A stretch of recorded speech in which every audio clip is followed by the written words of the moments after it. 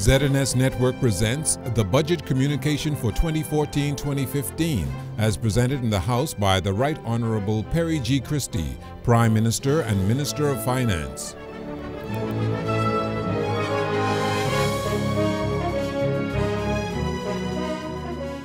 The Chair recognizes the Right Honorable Member for Centerville. Much obliged, Mr. Speaker. Mr. Speaker, it is my honor to present the 2014-2015 budget communication. And in the process, Mr. Speaker, let me join you in tendering apologies to colleagues in the House of Assembly for our late start. But up to the early hours of this morning, I've been attending to matters that concern the budget that one would consider to be policy decisions. And as a result of that, I wanted to ensure that I acted responsibly as to what I included and what should wait for another day. But, Mr. Speaker, the 2014 inaugural World Relays was sold out, I'm advised, over a two-day period with over 30,000 seats being sold for approximately $420,000.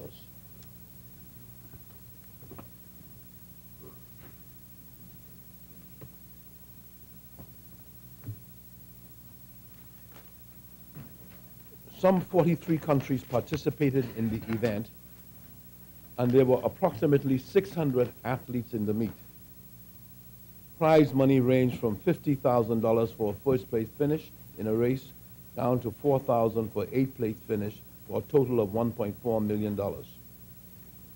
The event was streamed live around the world to over 120 countries via YouTube, as well as many other IAAF-affiliated news media.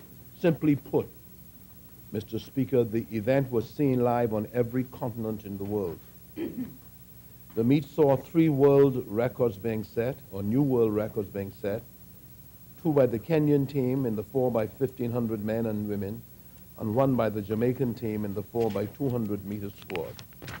The Bahamian team also set 2 national records in the men's and women's 4 by 200. The men's 4 by 400 team ran a blistering 2 minutes and 15.59 for second place.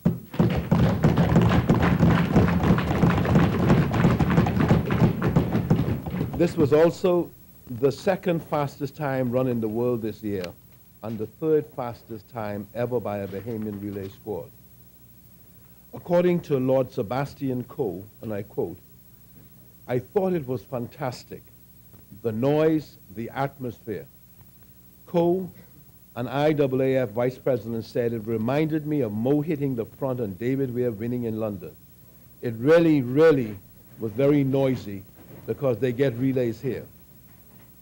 The IAAF's faith in the innovative IAAF World Relays, a new event with a new presentation concept, and the Bahamas' ability to deliver a top global sports entertainment product, have been richly rewarded this weekend, said IAAF President Lamine Diak. And I quote him, "In the sun, sea, and sand paradise that the Bahamas markets itself, we have experienced a true sporting paradise, which has excelled beyond our expectations. The people have embraced the IAAF World Relays, and the noise of their support will be left ringing in our memories for many years to come," end quote.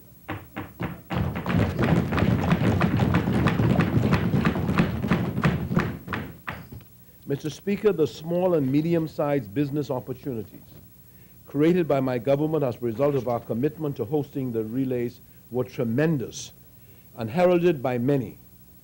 Opportunities ranged from transportation, the creative industries, lodging, food and beverage, various paraphernalia, ICT, and security. In short, Mr. Speaker, there was an economic uptick prior to the actual event and an economic explosion during the week we hosted several thousand people on our shores.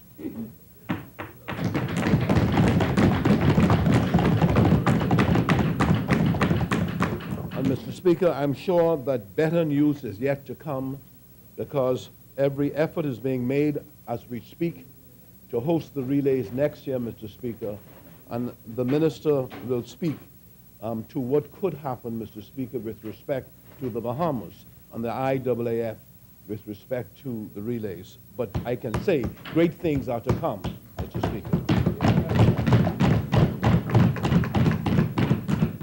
Spectacular coverage on the world press, Mr. Speaker, and I must say that it was a very memorable event for the level of unity that our people experienced during those 2 days.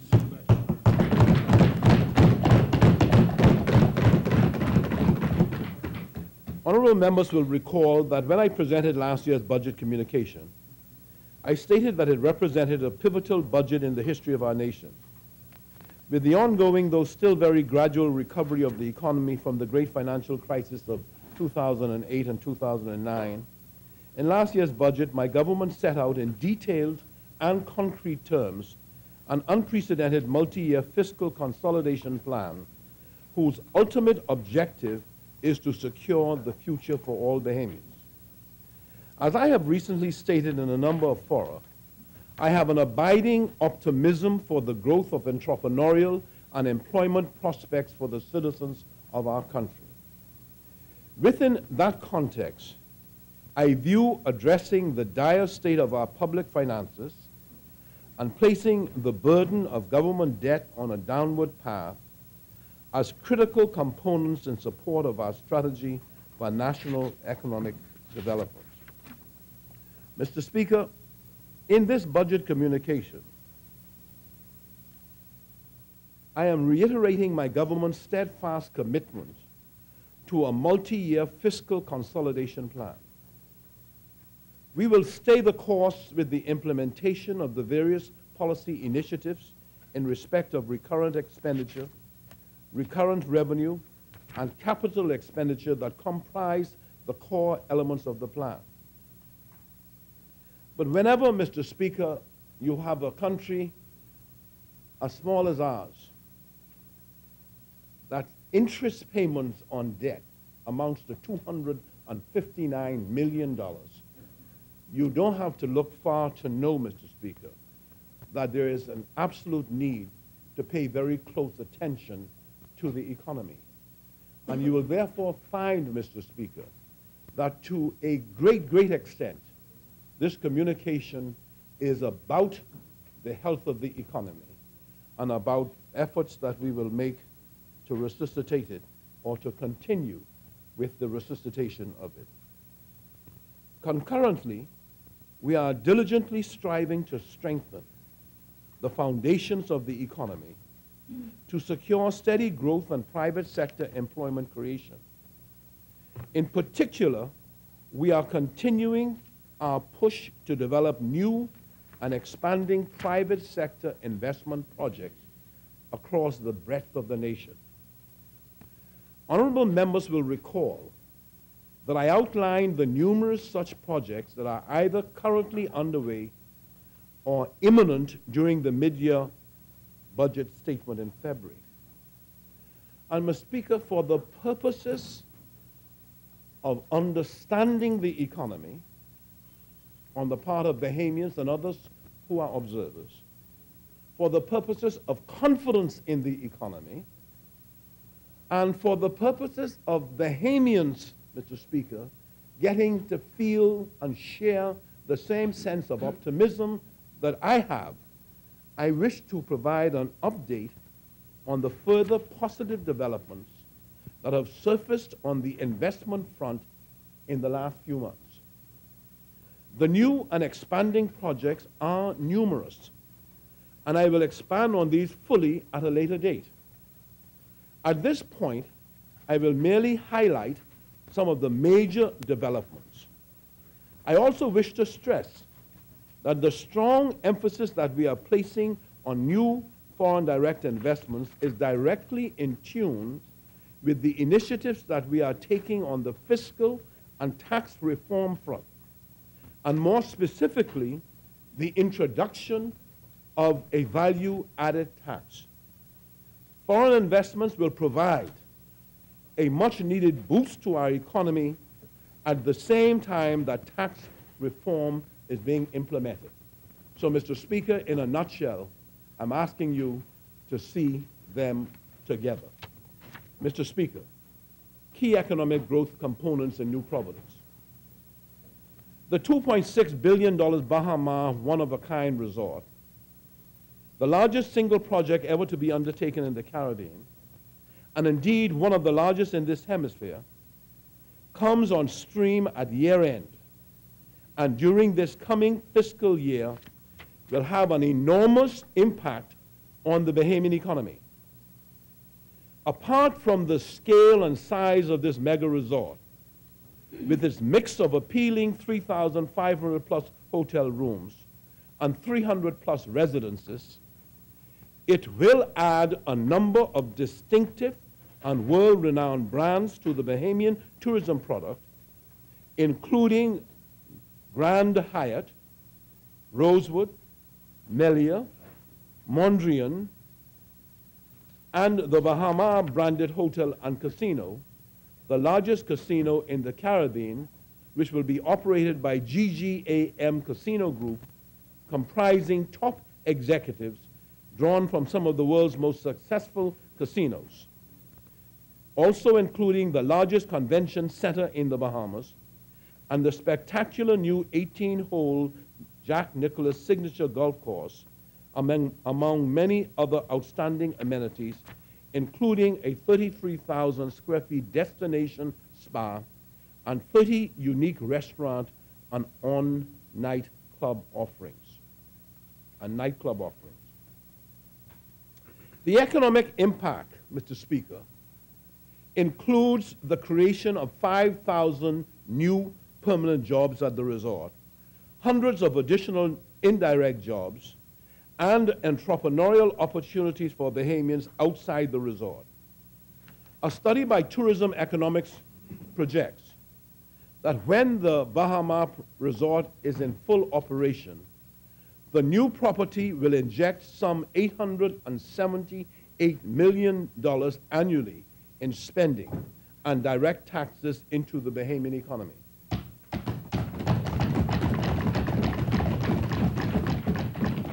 In addition, the study projects that some $60 million a year will be paid by visitors to the resort in departure, occupancy, and stamp taxes. Mr. Speaker, Brookfield Real Estate Financial Partners, the principal owners of Atlantis, our flagship world-class resort and entertainment complex, with its 8,000 employees, are aggressively pursuing plans for refinancing, refurbishment, and adding other features along which will further enhance its premier position in the marketplace, all of which will be implemented during the current budget cycle.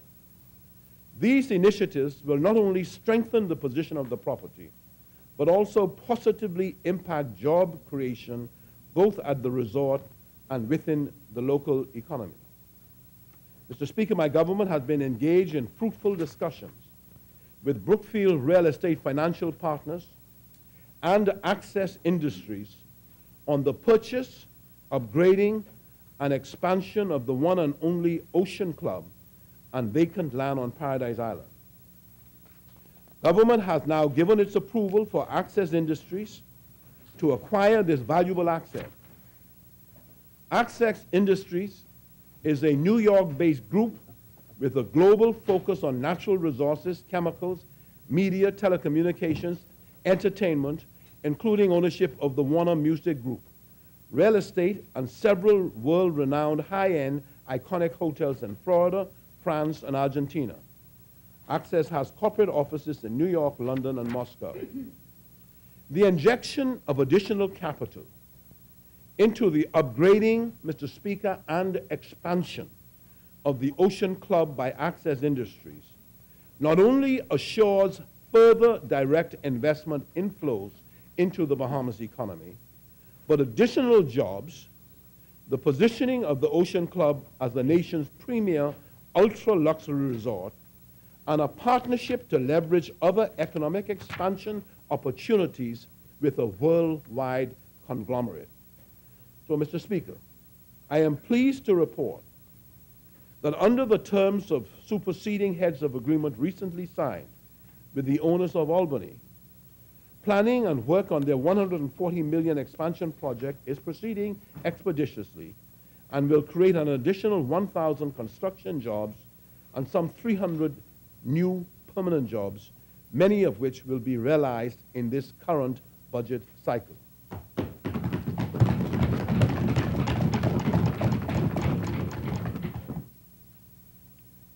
Mr. Speaker, again, the process for the sale and major redevelopment of the South Ocean Beach Resort is proceeding with several substantial proposals under consideration by the owners, the Canadian Commercial Workers Industry Pension Plan, and their consultants.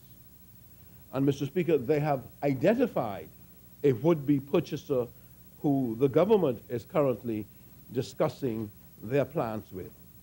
But each of the proposals, Mr. Speaker, envisions a mixed resort residential casino complex which would significantly expand the local product offerings and brands.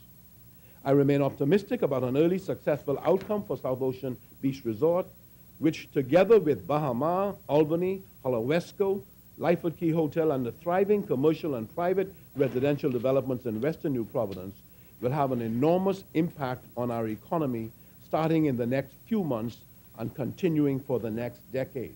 So, colleagues, I would just be able to say this with respect to New Providence, with respect to jobs, with respect to a new burst of economic activity in New Providence.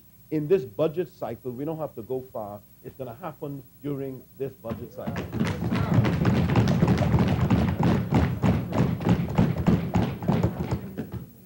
And I'm not going to but I'll go ahead. Much progress, Mr. Speaker, will also emanate from the program for the renewal of downtown Nassau. Much progress will be made in the coming months with the rejuvenation of the downtown area of Nassau into a vibrant, attractive, and exciting waterfront city through several initiatives as part of the overall master plan to be further developed with the input of professional planners, stakeholders, local entrepreneurs, and other interested parties, including cruise lines and major suppliers. The main area of focus will stretch from Arawak Key to Porter's Key and will embrace public infrastructure enhancements, private investments, public-private sector partnerships, and participation by local and international bodies interested in preserving the city's rich history, culture, and environment. A scenic boardwalk on reclaimed land, together with a myriad of entrepreneurial opportunities, are envisioned stretching all the way from the Hilton Hotel to Porter's Key. The transformation, Mr. Speaker, has already started with the sale, renovation, and rebranding of the Nassau Palms Hotel, which, when completed in December, will employ in excess of 100 Bahamians.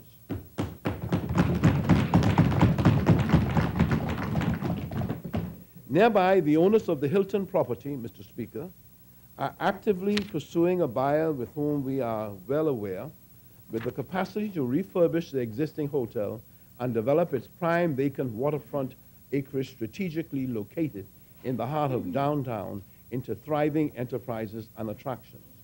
And Mr. Speaker, when I speak of these things, I'm speaking of them happening in this budget year, and I'm doing so with absolute confidence.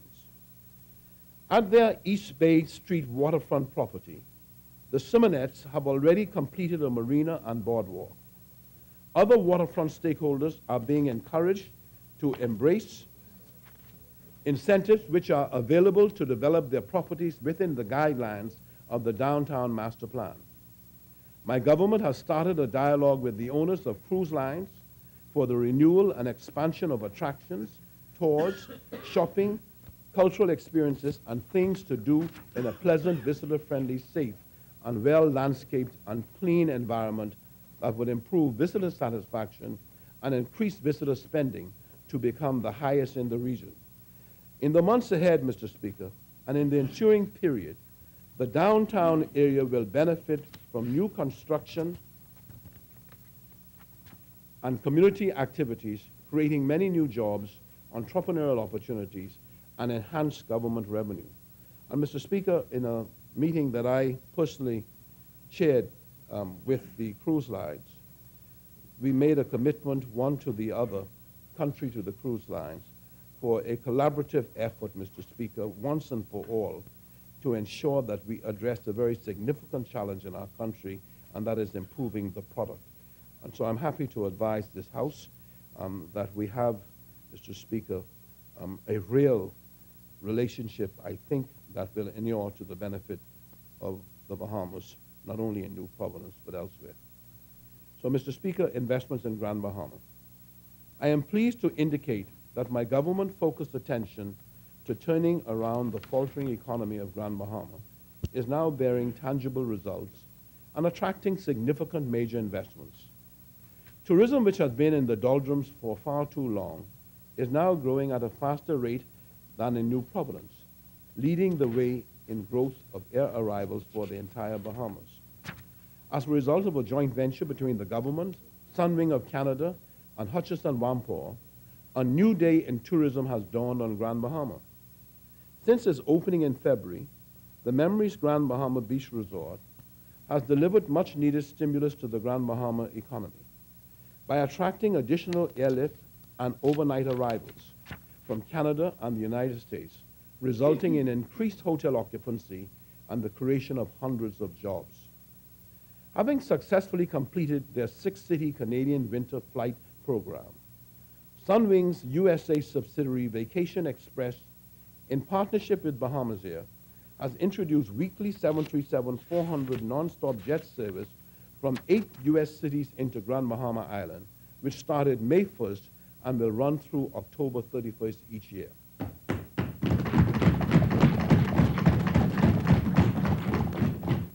Mr. Speaker, as a consequence, the number of international arriving passengers at the Grand Bahama International Airport for the period January through April 2014 is up by 10,679 passengers, or 25.16%. The total number of incremental seats to the destination from the United States of America via the Vacation Express Bahamas Air program is 66,000, combined with 34,000 from Canada, for a total, Mr. Speaker, of 100,000 seats, or a projected increase in visitor arrivals of 71,000 passengers, representing 460,450 visitor nights overall, and incremental tourism earnings of $57 million.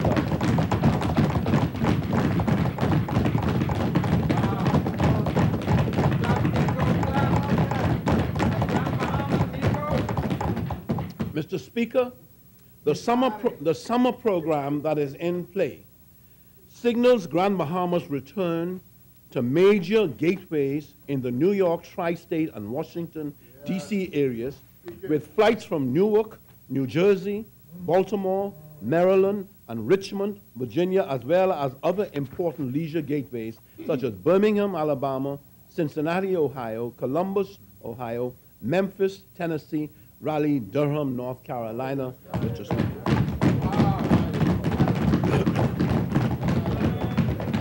An essential, Mr. Speaker, to the success of tourism, Mr. Speaker, is making provision for seats into the island of Grand Bahama, into the Commonwealth of the Bahamas. Yes. The addition of the Memories brand resort to Grand Bahama has helped to drive higher hotel occupancy levels overall. The week-long vacation package has increased the average length of stay for the destination, and visitors on the all-inclusive package illustrate a desire to purchase tour excursions increased the demand for additional destination activities. In addition to the 300 construction jobs created during the remodeling phase, the opening of a four-star 491-room resort has generated approximately 700 new permanent jobs, boosting economic activity throughout the local community.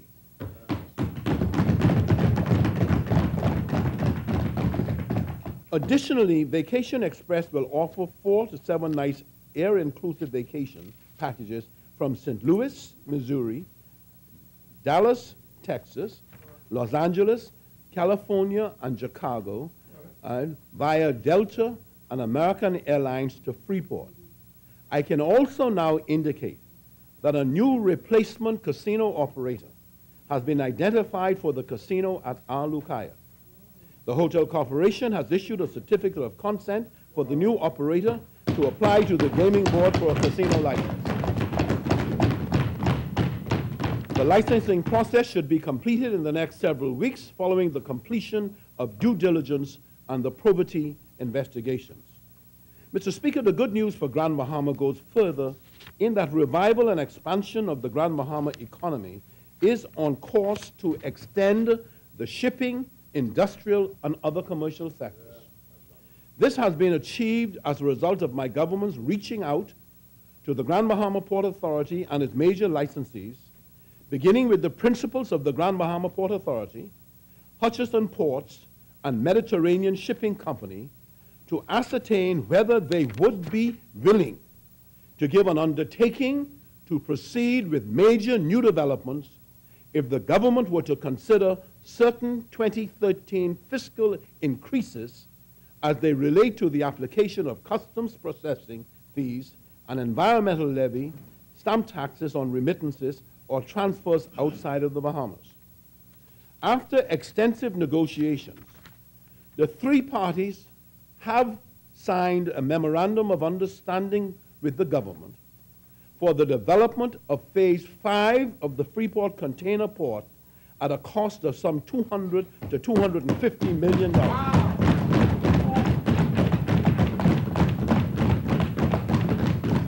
Mr. Speaker, and the technological and other upgrades to accommodate the further growth of 1 million containers annually to be generated by MSC Shipping from the opening date of the 2015 expansion of the Panama Canal.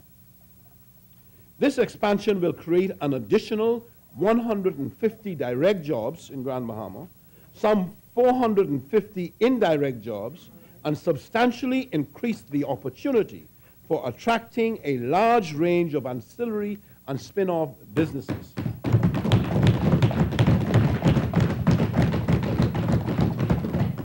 Mr. Speaker, simultaneously, similar discussions were held with several other major licensees of the Grand Bahama Port Authority. As a result, the following other companies have committed to significant economic expansion and additional job creation. 1, the Grand Bahama Shipyard. 2, Pharmachem Technologies. 3, Polymer International. 4, Bradford Marine. Mr. Speaker, and Grand Bahama is on the move. Thank you very much.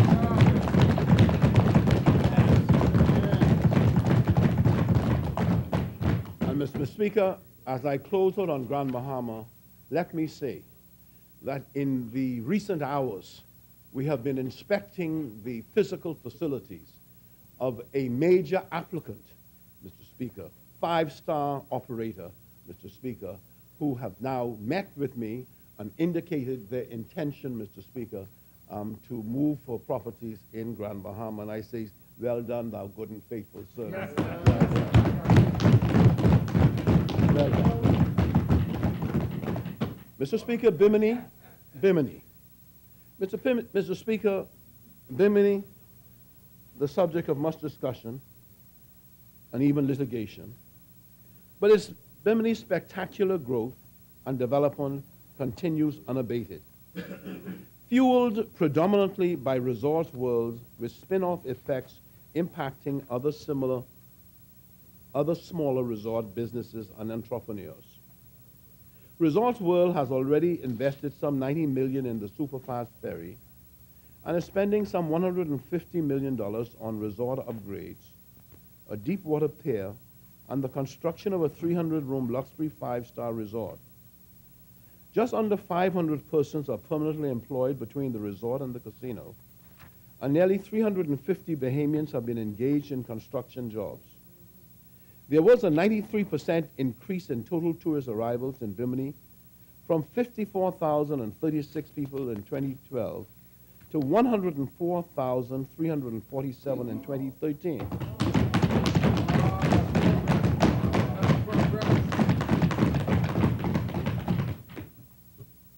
And notwithstanding all of the hyperbole that may be associated, notwithstanding all of the concerns that may be manifested, Mr. Speaker, Bimini is the fastest growing destination in the entire Bahamas.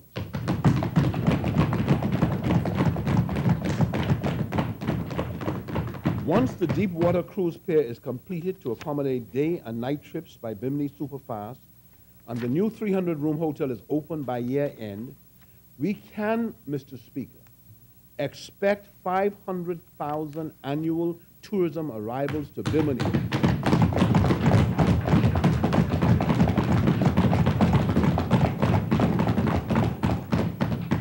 Improvements and expansion to the airport are ongoing, and night flights have started. Other infrastructural works and a master plan to guide the overall development of Bimini are being undertaken in a public-private sector partnership between the developer and the government. Full employment for the residents of Bimini, supplemented by large labor force from other parts of the Bahamas and elsewhere, has created a shortage of housing on Bimini, which is being aggressively addressed by the Ministry of Environment and Housing and the private sector. This will create additional economic activity for Bahamian builders and construction workers.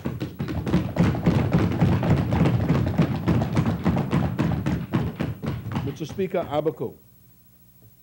In Abaco, the Bakers Bay high-end residential resort, golf club, and marinas serves as a model of success in the Family Islands for ultra-luxury property owners and visitors. The number of Bahamians employed in construction and operations continues to grow, with just under 650 now employed in construction and operations. Some 30 Bahamian contractors and subcontractors find steady employment. There has also been a positive development which augurs well for the purchase, expansion, and operation of the Abaco Club at Winding Bay. The members of the club have joined with the experienced and successful Southwood Development Company to acquire the asset. There is now a signed letter of intent with a 60-day exclusive period to complete the definitive purchase agreement, with closing scheduled for this summer. Upon completion of a new heads of agreement with the government, Mr. Speaker, this project will also create additional construction and permanent jobs and move to help further refine and redefine the product in Abaco.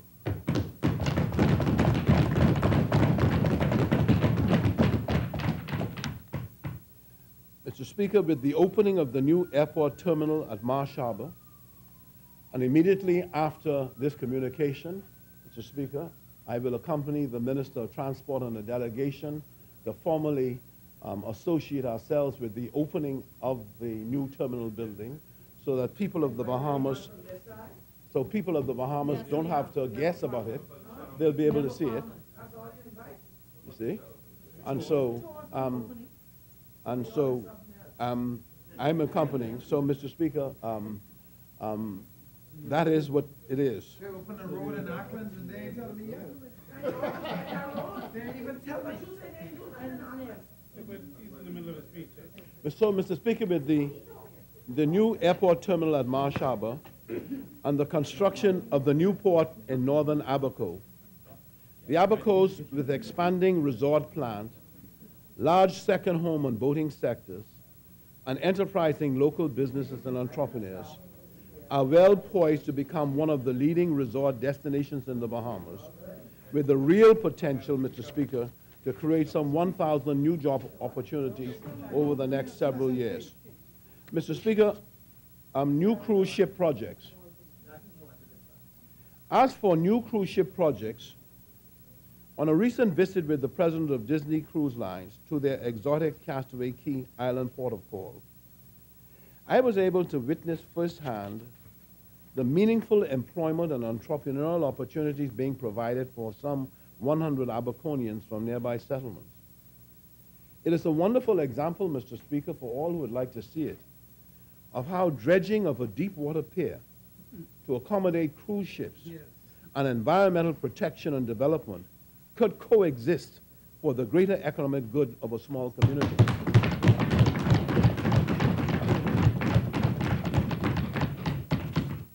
The Office of the Prime Minister and the Ministry of Tourism, Mr. Speaker, are in very encouraging discussions with Disney Cruise Lines on the creation of an additional compelling port of call and themed major attraction elsewhere in the Family Islands. I'll put it just like that, Mr. Speaker, but there are some people in this House of Assembly who are going to be exceedingly happy and not all sitting on this side.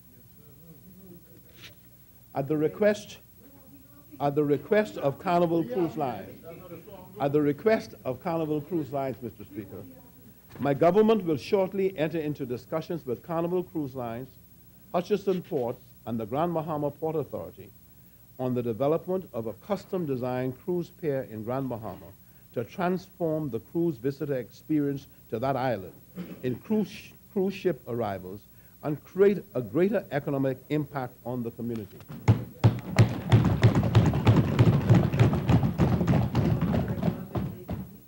Shortly, Mr. Speaker, and Mr. Speaker, we hope to be more successful than our predecessors who were interested in doing the same thing. Shortly, Mr. Speaker, I also expect to conclude arrangements with Norwegian Cruise Lines to enhance and expand their port of call experience for their growing fleet at Great Stirrup Cay in the Berry Islands, and in collaboration with the Monuments and Antiquities Corporation to identify, restore, and preserve the old lighthouse and other historic sites as part of the attractions on that island. Mr. Speaker, again, the additional capital investment, entrepreneurial and job opportunities would be beneficial to the Berry Islands and North Andros communities as well as to other Bahamians. Mr. Speaker, the Berry Islands.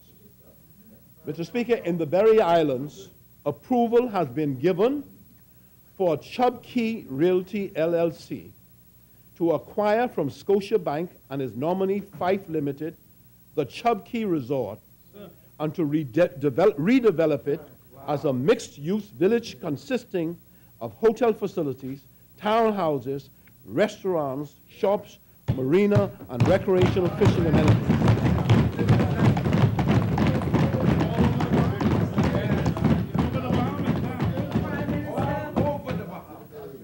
Conditions have been imposed for recreational fishing to be allowed within the South Berry Islands Marine Reserve with catch limits as set out in the fisheries regulations. The developer will contribute to the cost of managing the reserve, inclusive of providing vessels and manpower to ensure proper management and oversight of the Marine Reserve. So unlike, Mr. Speaker, our predecessors who draw a reserve and have no boats or officers to protect it and police it, we've decided to do what is supposed to be done, Mr. Speaker.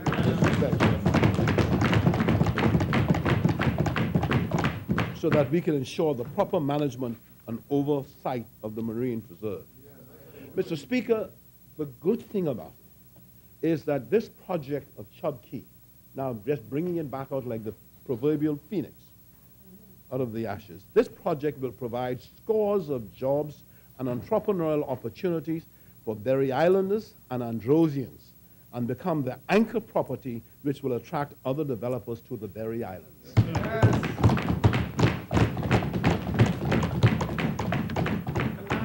Yes. Mr. Speaker, Andros.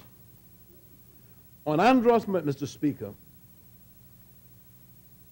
and maybe the leader of the opposition Speaker should listen to this part because he was not accurate in his talk on show. Maybe he should listen. On Andros, my government has embarked upon a multi-dimensional approach to the development of Andros. The first component is the establishment of the Bahamas Agricultural and Marine Sciences Institute, what we refer to as BAMSI on Andros, which signals the embracing by the Bahamas of agricultural and mariculture as significant drivers of the expansion of the nation's economy. Yes. Mr. Speaker. Mr. Speaker, it will be a school to educate current farmers and attract new talent to a career in agriculture and fisheries. It will also be a commercial farm generating income to keep the school running. It will be a center for research, allowing for us to develop and determine what works best for Bahamian agriculture. It will be part of revitalizing North Andros, providing jobs and bringing positive activity to the area. It will change the way Bahamians think of farming. Farming has been associated with intense physical work. We have begun to move to one based on and driven by science, technology, and skill.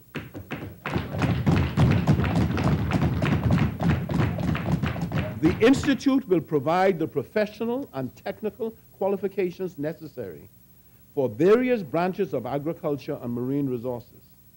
It will provide strong academic training and extensive hands-on orientation in crop and livestock production, farm management, environment conservation, agribusiness, and management of marine resources.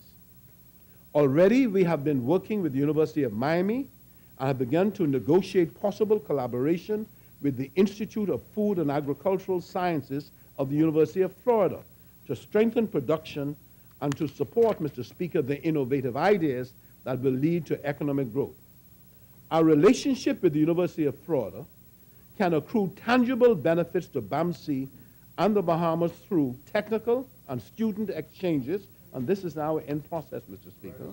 Okay? Creation of a pathway for admissions, Mr. Speaker, to the institute, to the university, collaborative research, extension and outreach programs. Mr. Speaker, already more than $20 million in contracts have been awarded for the construction of an administration building, classrooms, laboratories, dormitories, and a world-class sporting facility. BAMSI will be a part of the University of the Bahamas and as such must have the residential, recreational, and cultural facilities fitting for campus life at a university.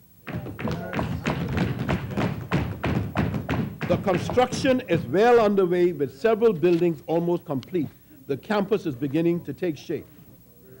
Mr. Speaker, BAMSI also represents the government's decision to make a concerted effort towards reducing the $1 billion worth of food we import to feed ourselves and our visitors. Yes. Already the planting has begun, and we look forward to a first harvest. And just so the leader of the opposition, Mr. Speaker, would understand, Mr. Speaker, we are not only investing in BAMSI, we are investing in the farmers of North Andros.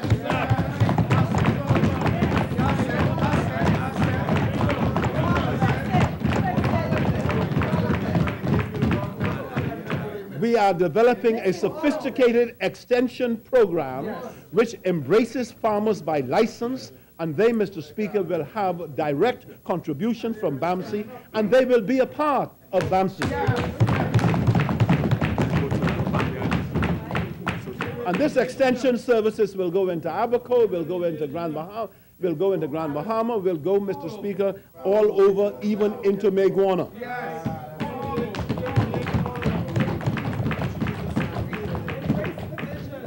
We will invest in packing houses. We will invest in packing houses and canneries to develop full circle economies beginning right there in Andros, and you better believe it.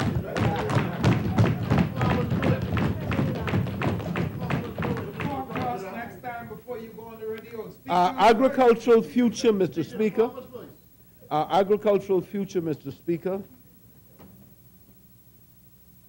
will be heavily influenced by the North and the North Andros. Yes.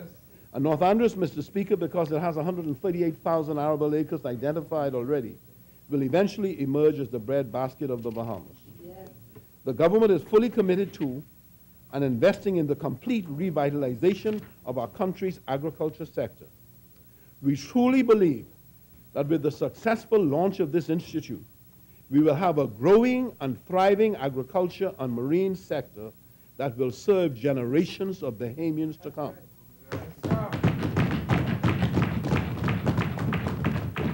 As the largest island in our archipelago, Andros has much to offer.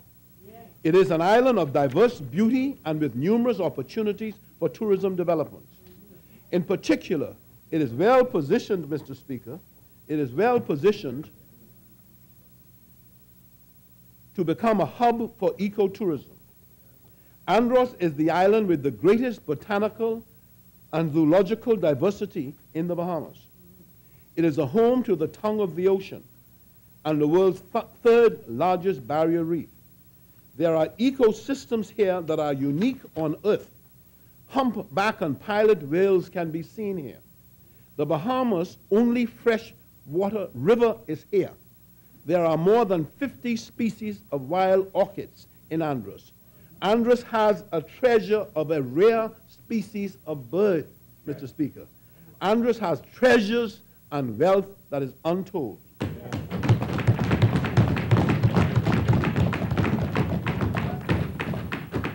And Mr. Speaker, there are documentations and documents and studies. It's just, Mr. Speaker, that nobody seemed to have read them.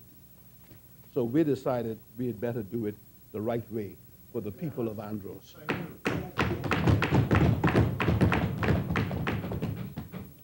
We must find a way, Mr. Speaker, to harness these gifts that are there 50 miles away from us in Andros and use them to grow the Andros economy. Educate Bahamians about the riches we have and find a responsible way to share them with the world. You go to universities and you see the textbooks the professors have written on Andros. Yes. And you wonder why we haven't been told and seen and know about them. As Andros grows, Mr. Speaker, and owns its unique place, we must chart the right course for responsible engagement with these treasures. Such beauty should not and must not be spoiled in the name of advancement. We cannot afford to harm or lose these ecosystems which significantly impact wildlife all around us. So, Mr. Speaker, no effort will be spared to protect our environment and the biodiversity found here. The west coast of Andros in particular is teeming with life new and interesting. Already vast reserves are under the jurisdiction of the Bahamas National Trust and the purview of the Nature Conservancy. While the government will necessarily play a pivotal role going forward, there is no question that dedicated efforts must also be deployed by the private sector to further the development of Andros' economy and community and the preservation and protection of its unique environment. Mr. Speaker, Andros is the bone fishing and fly fishing capital of the Bahamas. And we want to promote this much more and grow the business with lodges, welcoming people year-round. Tourism in Andros can also improve with greater emphasis put on marketing bird and seasonal hunting and game lodges. If we can achieve all these things and increase the offerings in Andros, we should create a more vibrant tourism economy centered around our natural environment and offerings and a vibrant festival celebrating our culture and cuisine.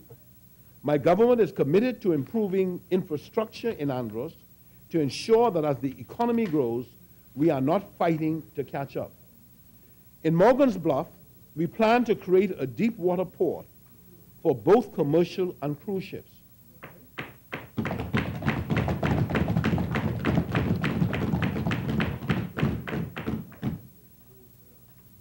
Mr. Speaker, this will be created, Mr. Speaker, through the mining of aggregate, and will provide Andros with the opportunity to have tourists access them in yet another way and increase commercial shipping to that island. And Mr. Speaker, with respect to the mining, I will say throughout my contribution that the government is well aware of its assets and will have a new paradigm in how those assets are used.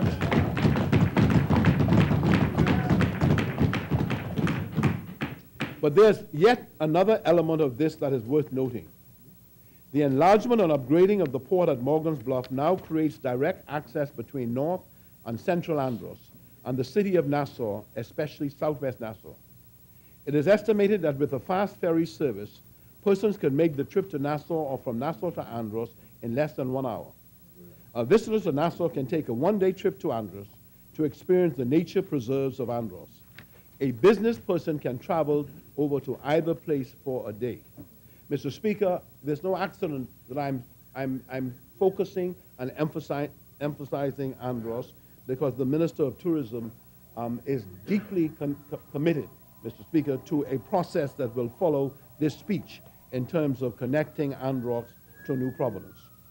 This will open up both Nassau and Andros and create opportunities that we have turned away from. In brief, Andros must now take full advantage of its geographical position to Nassau. It was long envisioned that there would be a city, Mr. Speaker, and a center of government in Andros, and that dream must be dusted off and brought back to life. The spark of this might very well be the efforts we are now undertaking with BAMC and the infrastructural work we are committed to in Andros. To properly plan and guide such diverse and large-scale development plans for Andros, my government is engaging the service of professional planners. In this regard, the Inter-American Development Bank has agreed to fund a team from, it says here, Columbia University, but I thought it was Stanford University, to supplement research already done under the, in Andros, and under this study that I just showed, in preparation of an overall master plan. Relevant government agencies, the College of the Bahamas, stakeholders and residents, the Nature Conservancy, and Bahamas National Trust will all be involved in this planning exercise. The Hotel Corporation of the Bahamas will shortly be concluding arrangements with a purchaser of the Lighthouse Club and Marina at Fresh Creek, which will include refurbishing, expansion, and additional job opportunities in Central Andros. And Mr. Speaker, the Bahamians are a dynamic part of that group. Eleuthera. The tourism industry in North Eleuthera continues to be buoyant, and the construction of second homes in both North and Central Eleuthera by Bahamians and non-Bahamians continues to grow, thus providing employment and other economic benefits within their communities. The Simonet family and their partner, Mr. Donald Ergo, continue with their planning for the expansion of their Coca de Mama Hotel near Governor's Harbor. Following detailed discussions with Cotton Bay Holdings Limited and Mine Holdings Limited, companies owned by Colombian tycoon Luis Carlos Sarmiento, and representatives of Four Seasons Resorts, my office is currently reviewing the final draft of heads of agreement for consideration by the government of a $100 million investment for the construction of an upscale Four Seasons resorts in South Eleuthera near the settlement of Greencastle and Wimsey's Bight. Phase 1 of the resort will include the following: a luxury resort hotel of approximately 115 rooms. 2, a residential subdivision comprising 40 cottages which will be used as part of the hotel rental pool. And 3, the renovation and reopening of the Cotton Bay Golf Course and Golf Club.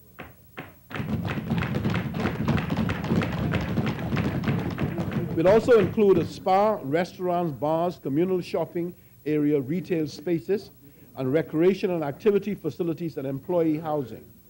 Phase 2 will provide for further expansion. It is projected, Mr. Speaker, that approximately 150 construction jobs and some 250 permanent jobs will be created in Phase 1, and it is expected that construction would commence early in 2015.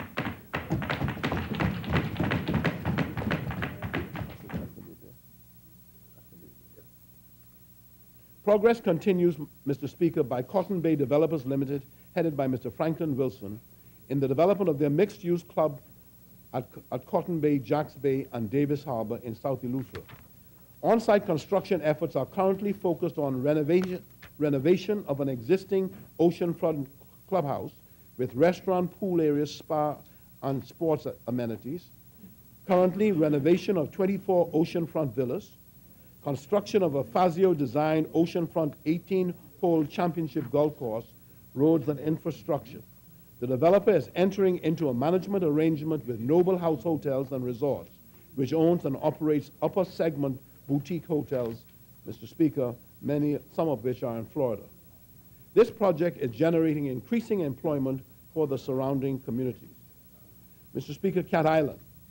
Over the next year, Mr. Speaker, work will progress on the Cat Island Partners Resort Residential and PGA Golf Course project and the airport terminal and runway at New Bight, Cat Island. These works will provide an increasing number of new construction and permanent jobs and stimulate meaningful economic growth in the islands. You all see we talking about islands, you know. Huh? No, right? Bahamas. Mr. Speaker, that's just Cat Island. The Exuma Keys and Exuma. Mr. Speaker, the Exuma Keys and the Exuma Main Line are poised for the greatest, I want to say this so you all can hear it from me. The Exuma Keys and the Exuma Main Line are poised for the greatest period of sustained economic growth in their histories.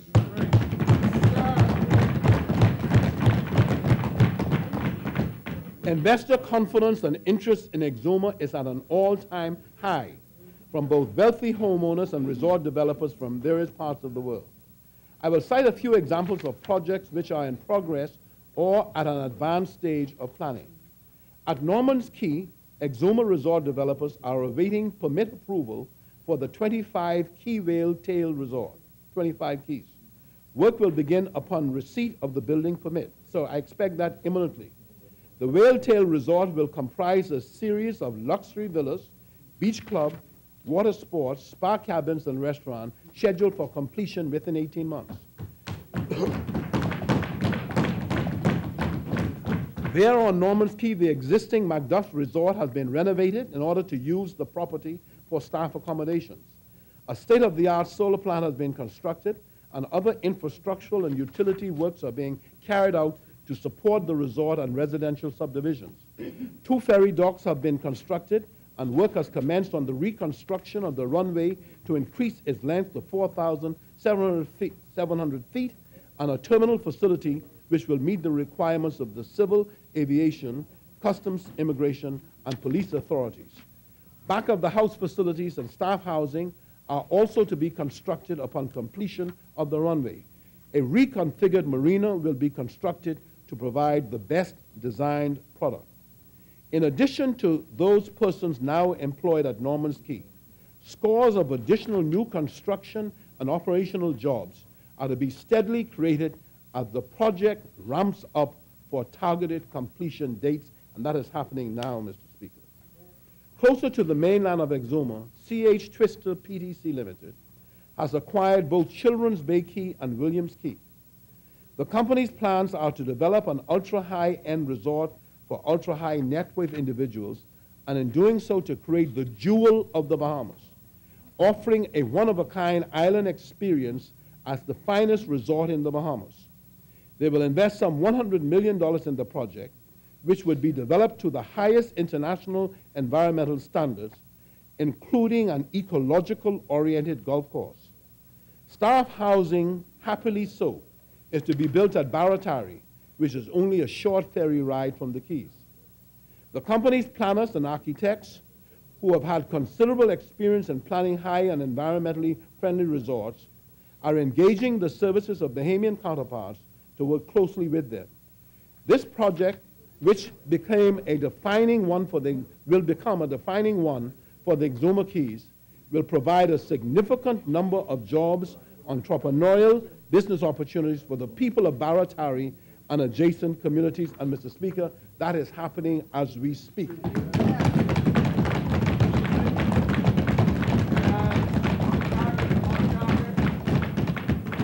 Sandals has consolidated its position as the anchor resort in Exuma, together with its boutique facility at Fowl Key. The property's improved performance and high profile in the marketplace have benefited the whole of Exuma as a desirable resort destination and with second home location. With the owner's acquisition of additional land, I verily expect and can tell you so with confidence that he will soon move forward with a further expansion at Sandals. Encouraging new investments are taking place in relation to the further development of two nearby strategic properties of February Point and Crab Key and the surrounding picturesque community of Georgetown. Both properties are changing ownership, Mr. Speaker, to persons who possess the vision, the means to undertake major developments. They have also indicated, Mr. Speaker, the willingness to become involved in public-private sector partnerships for the overall benefit of Exuma and to enhance community development. The developers have agreed to work closely with the government to engage professionals for the preparation of a master plan to guide the development of their properties and the surrounding communities. Because of the extensive acreage being acquired by the owners of February Point, adjacent to the settlement of Georgetown, the government proposes to enter into a joint venture through the vehicle of the Hotel Corporation to facilitate the uses to which the undeveloped land would be put, and that is to guarantee for future generations of Bahamians. The new owners of February Point have already started to spruce up the landscaping and proceeding with preliminary construction work, which will involve local contractors and employees. The components of the resort are to include the construction, and this is now, a community pool, beach club, recreational park, sales reception, 25 condo-type units in a hotel rental pool, a boutique five-star resort hotel, restaurant, and expansion of a marina facilities with a marina village. Mr. Speaker, that's happening.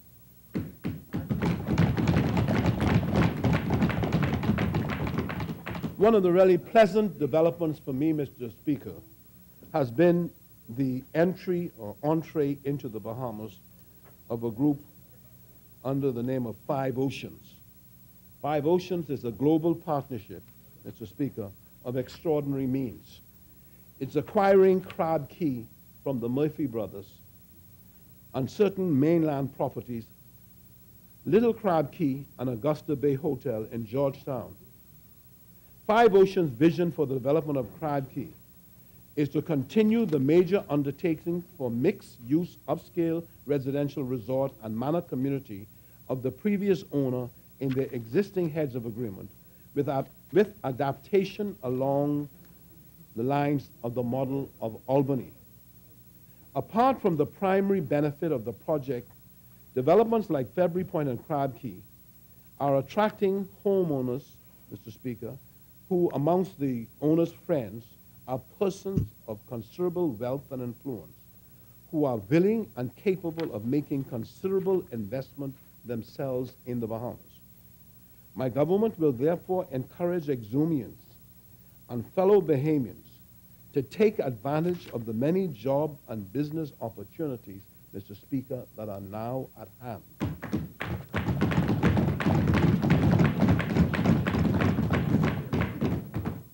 Mr. Speaker, San Salvador.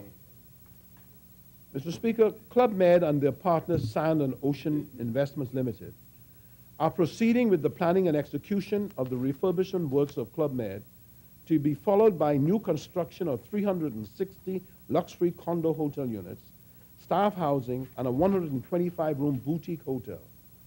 Club Med and Sand and Oceans are on a fast-track mode to develop the renovation and extension project in Columbus Isle. Mr. Speaker, my government's relationship with the University of Miami factors significantly in education, health, science, tourism, and research. Plans are underway to establish a University of Miami and University of the Bahamas accredited medical school in the Bahamas. And Mr. Speaker, these are plans that are very significant and which arose out of a consideration, Mr. Speaker, of people applying to establish medical schools in the Bahamas and The question then being asked of the University of Miami, are you prepared to do that in the Bahamas, as opposed to a group of investors doing it? And so we have real discussions going on, and we're about to enter into a memorandum of understanding with the University of Miami. But the important point, Mr. Speaker, is to enhance existing relationships and establish new relationships to provide and improve accessibility and affordability of medical services, especially those that are not readily available locally. To establish a stem cell lab and a stem cell regime. To expand the marine biology capacity of BAMC, to participate with the University of Miami in its research on hurricanes, especially meteorology, hurricane intensity, air-sea interactions, waves and clouds, and impact on land and coastlines, Mr. Speaker. Medical schools will impact healthcare in the Bahamas and will fuel the growth of medical tourism. But, Mr. Speaker, we have just decided to sit with the University of Miami, as we have done with the University of Florida, to see what tangible benefits will flow from the interest of those universities, an interest that coincides with the interest of the Bahamas, Mr. Speaker, with a view to maximize on the relationship for the benefit of Bahamians. And Mr. Speaker, so by this time next year, Mr. Speaker, when liberalization is well underway, and in reliance on the IT platforms that will be created, I see radiology, Mr. Bahamas, being performed in these mini hospitals in the Bahamas, read and diagnosed, as you've heard the former Minister of Health speak about telemedicine, and diagnosed by physicians in the Bahamas, Mr. Speaker, but they can even be done at the University of Miami through the connections that will be made. And so second opinions, Mr. Speaker, through the technology can be from, you could have a Dr. Dwayne Sands making a diagnosis and having a counterpart, if he so desires, consult with him by telemedicine at the University of Miami. The idea is to have that kind of relationship, Mr. Speaker. So it will be possible, Mr. Speaker, for a patient in Cat Island to be diagnosed in Nassau or Miami, and then decisions be made about the treatment. As well as construction jobs, we look forward to numerous and diverse jobs that will be created in the medical research and treatment, and from medical tourism and the growth of research labs. I encourage Bahamians to prepare for these jobs by deepening their focus on science and technology. Mr. Speaker, in all the agreements we have signed, we have provided for Bahamian scientists, Mr. Speaker, to be integrated into the work of these clinics and laboratories. So we encourage Bahamians, Mr. Speaker, to deepen their focus on science and technology. Ministers will speak more of this during their contributions.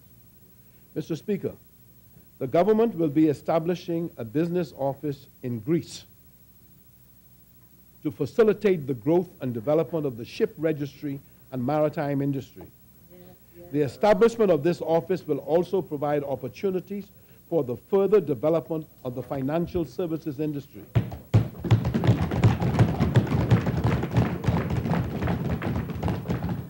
This business office will operate to attract family offices and shipping management offices to be physically present in the Bahamas, establishing linkages between our shipping and maritime industries and the financial services industries.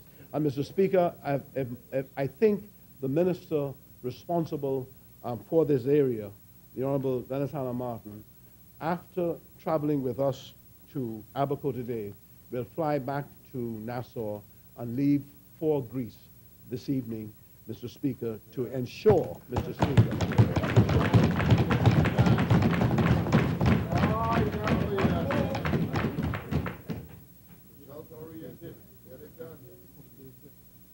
change his speeches now, I know. Mr. Speaker, we remain resolute with respect to our commitment to address the serious problem of crime in our nation. Over the past year, we have invested in additional manpower for the police and in material resources needed to carry out our strategy of saturation patrols in hotspot areas.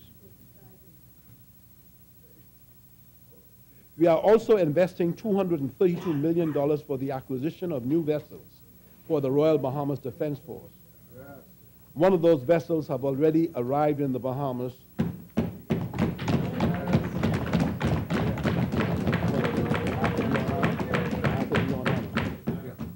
And it is called by name the Arthur Dion Hanna. And the minister doubtless will speak to the arrival of the second boat in July of this year, and even if he so desires, to indicate the name of the vessel and the acceptance by the honoree of the government's wish to have the ship named after him. Mr. Speaker, the Royal Bahamas Defense Force, Mr. Speaker, having had $232 million invested for the acquisition of those new vessels, is actively engaged in assisting the police cooperatively and collaboratively. Our intention is to meet the challenge resolutely, whatever it takes. So I call on members of the community to cooperate with the police in providing information that will assist the police in crime, Mr. Speaker, and a fight against crime and the scourge of crime throughout New Providence and the Family Islands. In our fight against transnational crimes, the $232 million invested in the new fleet of vessels, the first of which, as I said before, has been delivered on schedule, the Arthur Dion Hanna, HMBS Arthur Dion Hanna, will go a long way in reducing illegal migration, illegal immigration, and human gun and ammunition smuggling. In order to accelerate court proceedings, Mr. Speaker, we have constructed 4 new Supreme Courts, which are expected to be brought into use shortly and to further effect speedier trials. Mr. Speaker, we expect this to go a long way towards getting criminals off the road and behind bars where they belong.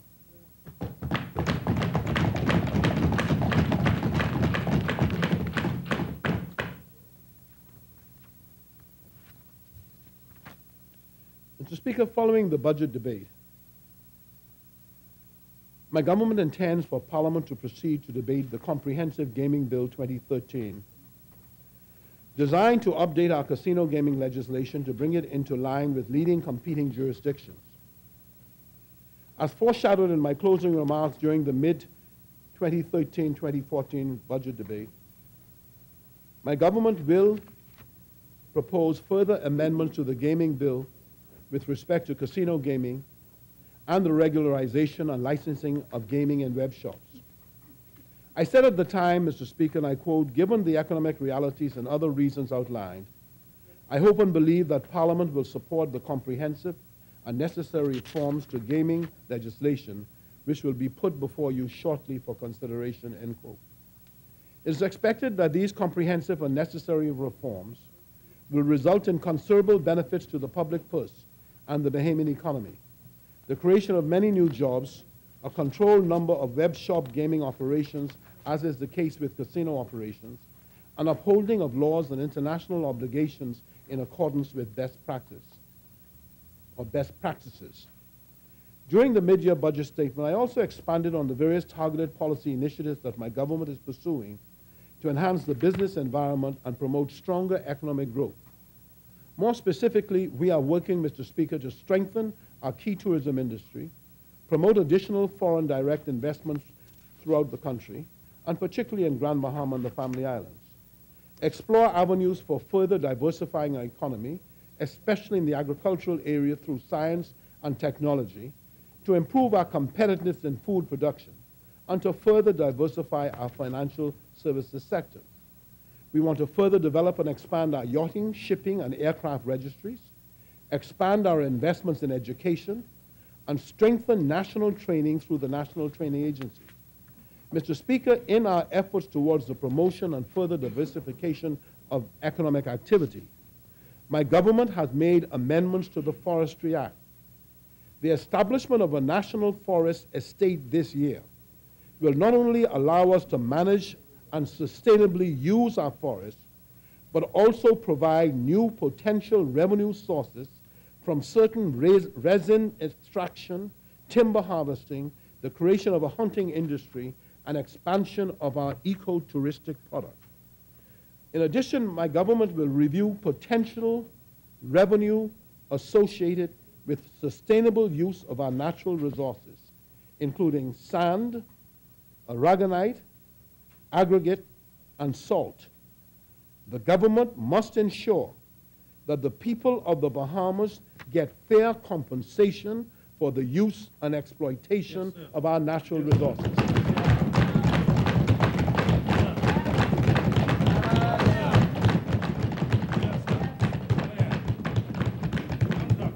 So, Mr. Speaker, in a nutshell, our plan consists of 4 key parts: growing the economy, restraining expenditure, enhancing revenue administration, and securing new sources of revenue.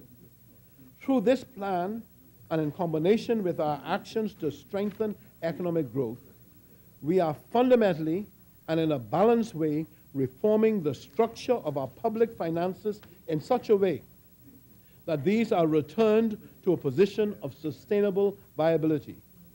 And we are doing so responsibly and gradually, fully mindful of the need to sustain the forward momentum of our economy. To that end, both recurrent and capital expenditure will be reduced relative to the size of the economy over the medium term to levels more in line with historical norms. I will expand further in this communication on the measures that will be implemented to achieve these goals. I would, however, wish to stress at this time the important role that I see for public-private sector partnerships in facilitating new public infrastructure projects in an effective way that minimizes the costs and the risk to government. Mr. Speaker, this is an area to which we will be directing focused attention in the future. On that score, I would highlight that we are advancing the National Housing Program through an aggressive private-public partnership arrangement. Through this PPP, we will begin the construction of hundreds of homes whereby the government will provide the land and private developers will partner with the government to fund and develop infrastructure and fund and construct affordable homes. The Bahamas Mortgage Corporation and other approved private lenders will participate in the program by providing mortgages to deserving and qualified home buyers. This, Mr. Speaker, will create additional employment and entrepreneurial opportunities for Bahamians and boost the domestic construction industry. Public-private partnership housing initiatives will be advanced in New Providence, Grand Bahama, Bimini, and San Salvador this year, Mr. Speaker. I will stress again that our actions in respect of recurrent revenue are multifaceted and comprehensive, not focused solely on new taxation sources. Indeed, these actions are targeted in the first instance at strengthening the administration and collection of existing taxes, such as real property tax, customs duties, and excise duties. To complement these measures, we also remain focused on enhancing the revenue yield of our tax system through revised fees and charges that are more in line with the cost of providing public services. Finally, we are proposing the introduction of a new source of revenue in the form of a value-added tax that will secure the desired and necessary enhancement in the revenue yield of our revenue system.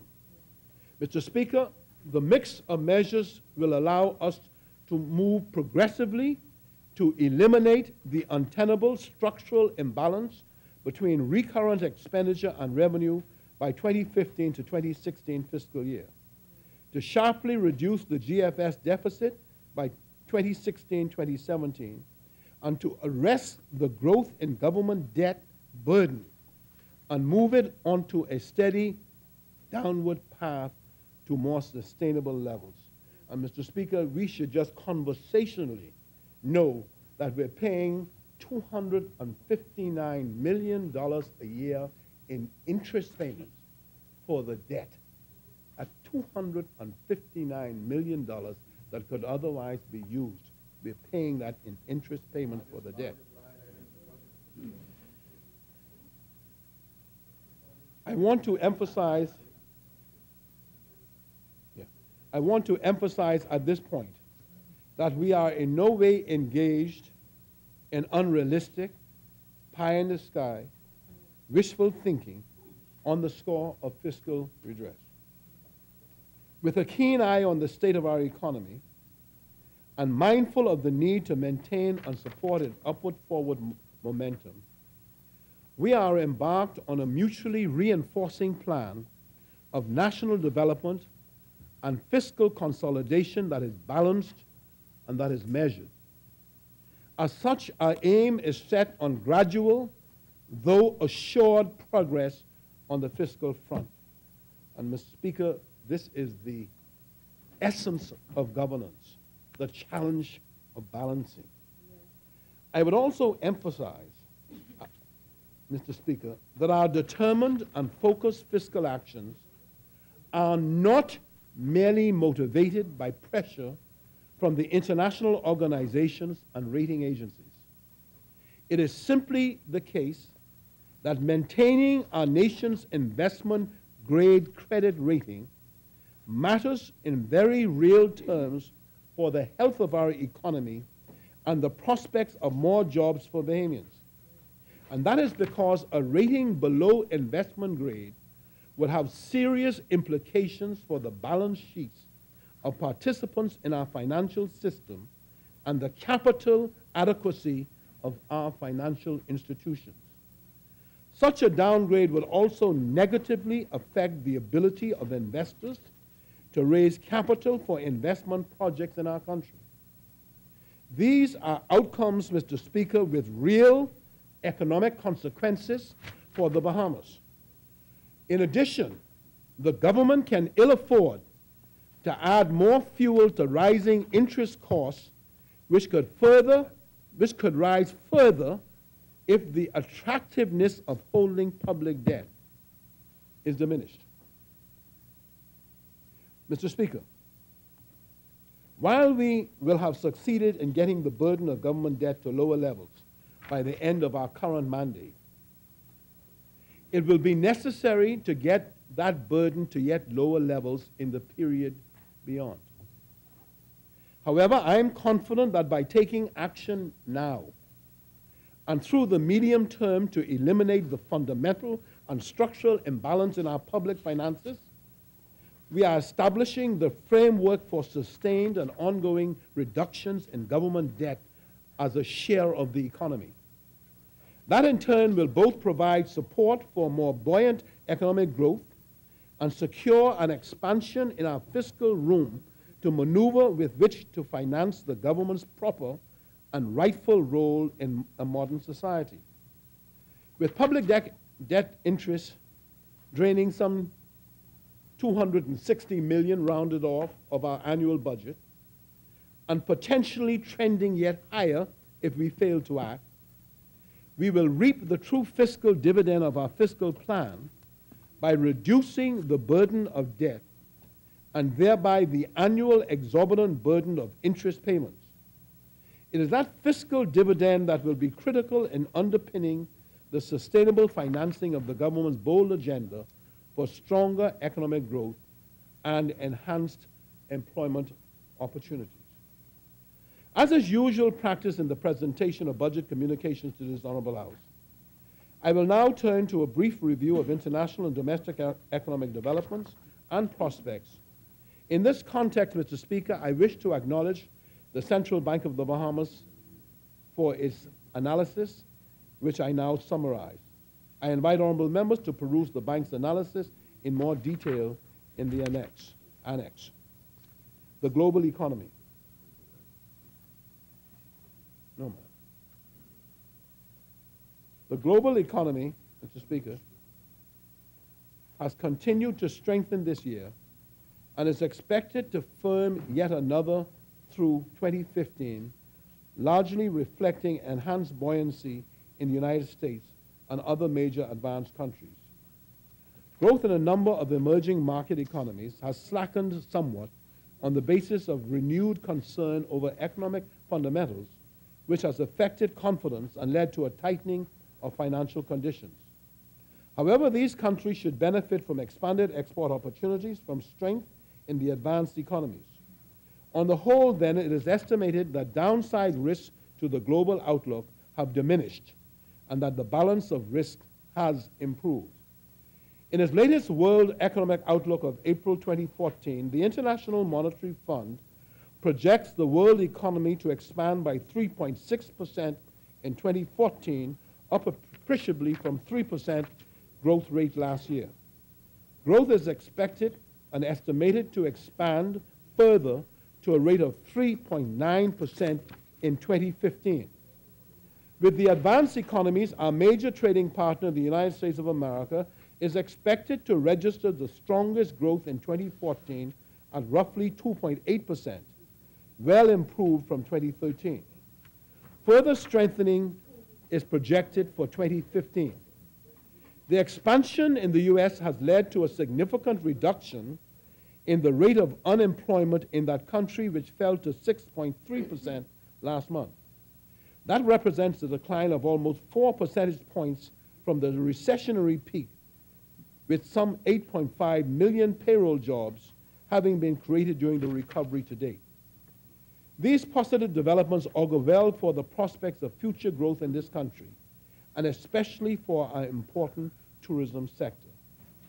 Mr. Speaker, guarded optimism about the U.S. economic prospects was also expressed at the most recent meeting of the Monetary Policy Committee of the United States Central Bank, that is, the Federal Open Market Committee of the Federal Reserve System, on April 30th of this year.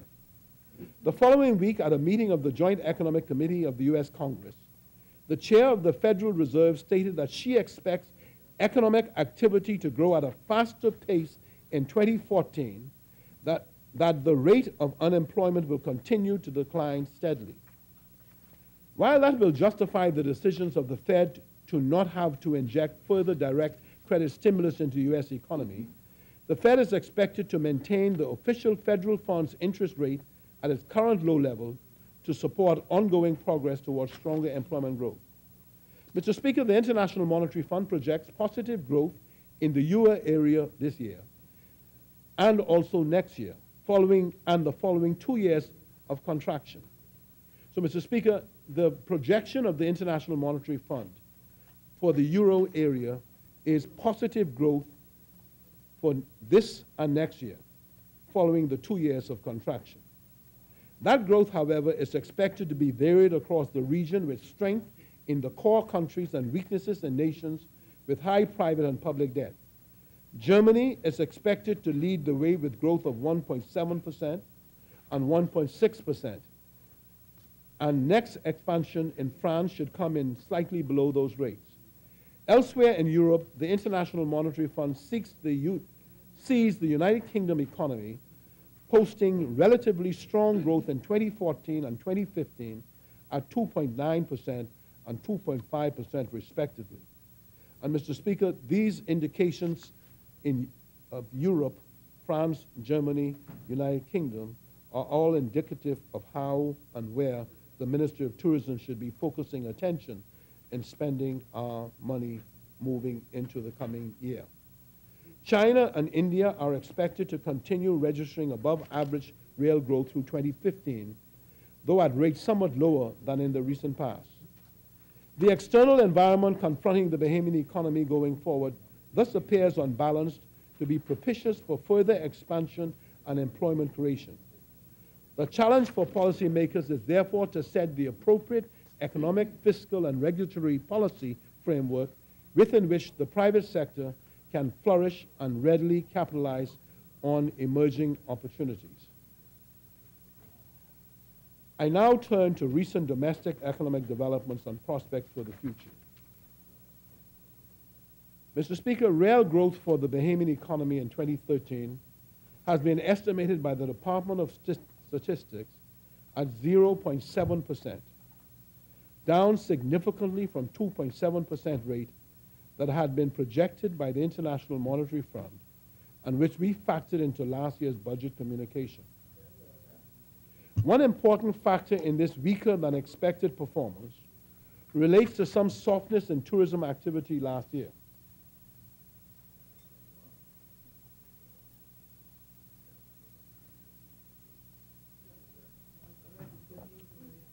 It is estimated that tourist expenditure declined by some 3% in 2013, as the number of stopover visitors fell by 4% from 1.42 million to 1.36 million.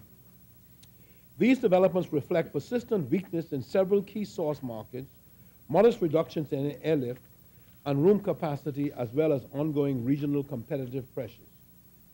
Similarly, there was softness in the investment climate, with the fall-off in residential construction and the winding down of major public works projects, such as the Airport Development Project and the New Providence Road Project. Non-residential construction continued to be buoyant, with an increase of 21% in real terms in 2013, on the basis of several foreign finance projects in the tourism sector, including the Bahama project in New Providence. The tourism and investment climate also carried over to less robust private consumption. With reduced international oil and commodity prices, the rate of inflation domestically rose by only 0.4% in the 12 months to December 2013. One factor which contributed was the fall in domestic fuel and energy prices. In particular, the average price of gasoline fell by 2%, while the price of diesel declined by 1.2%. Moreover, the average fuel surcharge of the Bahamas Electricity Corporation decreased by almost 3% last year and by nearly 9% in the first 3 months of this year. Domestic labor markets developments during 2013 were positive, with the national rate of unemployment falling to 15.4% in November from 16.2% in May. Not only did the number of employed persons increase by 2,600 over the 6-month period, but the number of discouraged workers also fell by 1,205. In the estimates,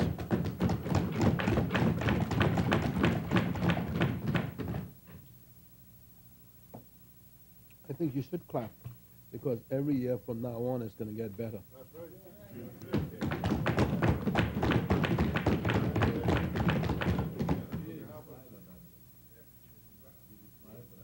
Doesn't have to. In the estimates of balance of payment trends, both the effects of softer net tourism receipts and larger payments for foreign construction services contributed to an expansion in the current account deficit by $132 million to $1.6 billion in 2013. Meanwhile, Mr. Speaker, net inflows into the Bahamas on capital and financial account declined by approximately $1/4 to $990 million due to some reduction in direct investment inflows as lower net funding of public sector works. As for monetary and credit developments in 2013, the ongoing softness in domestic economic activity and high levels of loan arrears led to relatively subdued private sector credit growth and a further buildup of bank liquidity. Mr. Speaker, characteristic of the external pressures during 2013, the central bank's reserves fell by $68.6 million to $741.6 million. This reflected in part ongoing demand to meet current payments, as well as higher than average bank profit remittances. During the first 4.5 months of 2014, reserves recovered to stand at $990.5 million at the start of this week, capturing largely the proceeds from the government's foreign currency bond issue. Mr. Speaker, as the foregoing illustrates, the performance of the Bahamian economy in 2013 continued a trend of muted growth over the last 4 years, following the 2 recession years of 2008 and 2009, when the GDP posted contractions in real terms. The rate of economic expansion has yet to return to pre-recession and more desirable performance levels. As I have stressed earlier and elsewhere, my government has been working diligently on a number of fronts to bolster the growth of our economy. not only in New Providence, but also across the Family Islands. Mr. Speaker, I'm pleased to note that as a result of our efforts, we now see new and expanded investment projects across the nation that promise concrete hopes of better days ahead for the economy and employment opportunities for our citizens. And Mr. Speaker, to buttress my optimism for the future, I would note that the International Monetary Fund staff mission that visited our country last November for the annual Article 4 consultations concluded that the growth is expected to pick up over the medium term, reaching 2.8% in both 2015 and 2016, following real growth on the order of 2.3% in 2014.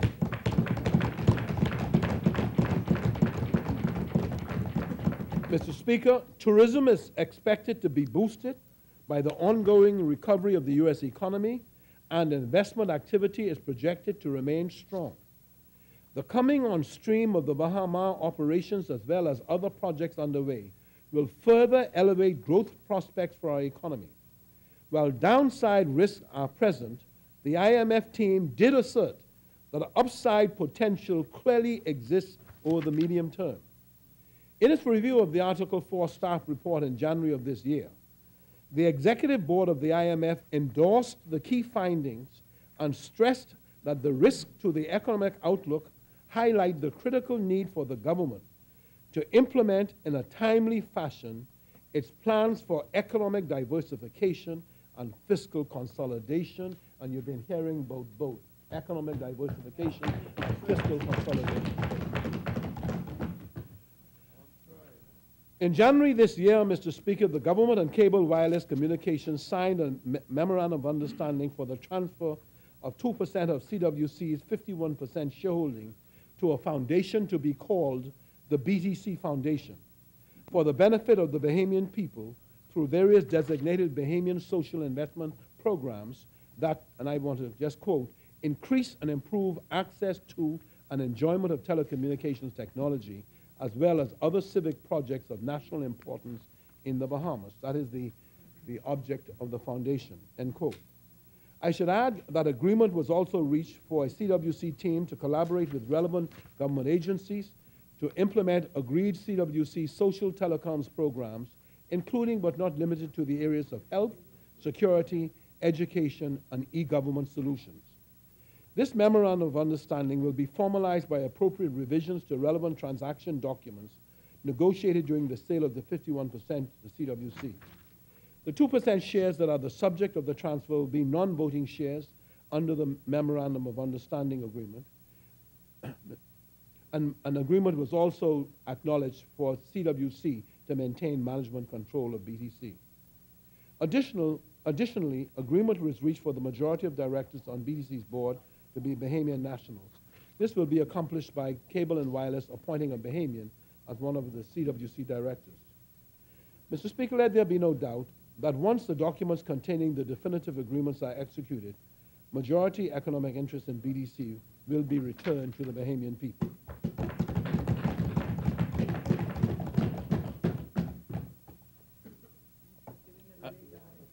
And they said, Mr. Speaker, it could not happen. Honorable members. Cellular members. liberalization. As for cellular liberalization, I will stress that our emphasis is on further positioning the telecom sector as a facilitator of growth with competition that drives down costs and improves service quality. One of the main outcomes of the negotiations for the sale of 51% majority stake in BDC to CWC back in 2011 was that the then government guaranteed that BDC would have a monopoly on cellular mobile services for a period of 3 years commencing 6th of April 2011. Emphasis, Mr. Speaker, is placed on the word guaranteed because there was no reasonable possibility for the government, my government, to introduce or even start the process to introduce a second cellular mobile operator before the end of the monopoly period. Such a possibility of competition in cellular mobile services was decisively and unequivocally blocked and eliminated altogether by a combination of calculated actions in 2011 on the part of the previous administration. The specific actions that blocked competition as well as any preparation for competition were: 1, the amendment to the 2009 Electronic Communications Sector Policy, which expressly prohibited the government from starting any process whatsoever, including any engagement with IRCA on the matter, for the award of a second cellular license before the 6th of April 2014. 2, the amendment to the law itself, that is the Communications Act 2009, which again expressly prohibited the government from engaging in any process for the award of a second cellular license before the 6th of April 2014. And 3, the grant of contractual undertakings to cable and wireless in the share purchase agreement signed and tabled in the Honorable House on February 8, 2011, that no cellular licenses would be issued prior to the 6th of April 2014. Which undertakings, Mr. Speaker, were further reinforced with the threat of significant penalties on the government in the event of violations. The evidence is clear, supported by the record, that the intention at the time the 51% was negotiated and agreed was to ensure that the issue of competition in the cellular mobile services was so legislated that competition would be unequivocally denied to Bahamians de jure until April 2014 and de facto until essentially 2015, having regard to the logistics for introducing competition. In a nutshell, this denial was accomplished by reserving to the minister with responsibility for the electronic communications sector the right in the Communications Act to allocate and award premium spectrum for cellular services, and then by subsequent amendment to the Communications Act, making it illegal under the same law for the minister to make such an award or even start the process for such before the end of the monopoly period. Concurrently, Mr. Speaker, the Electronic Communications Sector Policy was amended to provide for the same prohibitions as those placed in the law and contained in the share purchase agreement. Therefore, Mr. Speaker, against this backdrop of facts that show how the government's hands were tied with respect to introducing competition and cellular services before the 6th of April 2014, I'm now pleased to report that following the expiration of the monopoly, the government moved swiftly to mobilize a team in the form of a task force to prepare for the award of a second cellular license in the shortest possible time.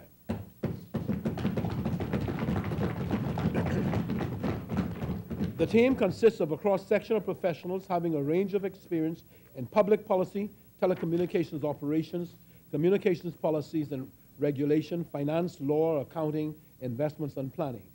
In this regard, it should be noted that IRCA will be supporting the task force with relevant technical expertise. In addition, the task force has created a framework for ongoing collaboration of relevant government agencies having a regulatory mandate that would impact rollout of telecommunications services across the country. This collaboration is focused on updating and streamlining processes conducive to a competitive environment. The task force's most immediate mandate is to formulate the competitive selection process that would be used by government to select the second cellular provider. Already significant headway has been made in this regard. In the last few weeks, the task force has been consulting with the sector regulator, IRCA, towards finalizing a request for proposal document. The request for proposal will contain the methodology and the criteria to be adopted by government for selecting the second mobile provider. When the request for proposal is finalized, the government will publish a notice inviting interested parties to register in order to participate in the process. Now the process. What I can tell you at this stage, Mr. Speaker, is that the process will comprise of 2 phases. Phase 1 will involve an evaluation of the proposal submitted in response to the request for proposal. The evaluation will be based on predetermined criteria, which will be used to determine which applicants would have the necessary capacity to offer mass market cellular services to a high level of quality across the Bahamas. In addition to technical and financial capability, the government will also consider the extent to which applicants offer opportunities to the widest base of Bahamians to participate in the ownership of a new license. Only those applicants deemed suitable in Phase 1 will be allowed to participate in Phase 2, which will take the form of a spectrum auction. In its conduct of this two-phase process, the government is hoping to introduce a balance between maximizing the revenue for allocating rights to valuable spectrum within its broader objectives of encouraging Bahamian participation, investment, and innovation, and ensuring the realization of the benefits that competition would bring to consumers. With respect to timeframes, we anticipate that once an invitation notice is published by government, the entire selection process is expected to take up to 6 months. And I'm saying up to 6 months because it could be less. I would love it to be less. The new provider should be able to launch services within an additional 6 months with a view to achieving maximum coverage throughout the Bahamas in the shortest possible time frame. Further details on specific rollout timeframes will be provided once the new provider is selected. Electronic communications form an essential part of the backbone infrastructure supporting the social and economic progress of the Commonwealth of the Bahamas. The government sees cellular competition as a crucial means of achieving improvements in service quality and reduction in prices, more variety in service offerings, additional employment opportunities, additional revenue streams for government, a more robust communications infrastructure, and extension of the infrastructure into underserved communities, further economic growth. So, Mr. Speaker, I now turn to fiscal performance 2013-2014.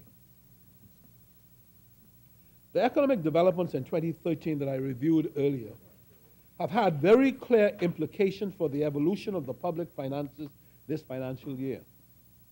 In particular, the tepid rate of growth of our economy, along with weak consumer demand and imports, has impacted recurrent revenues directly.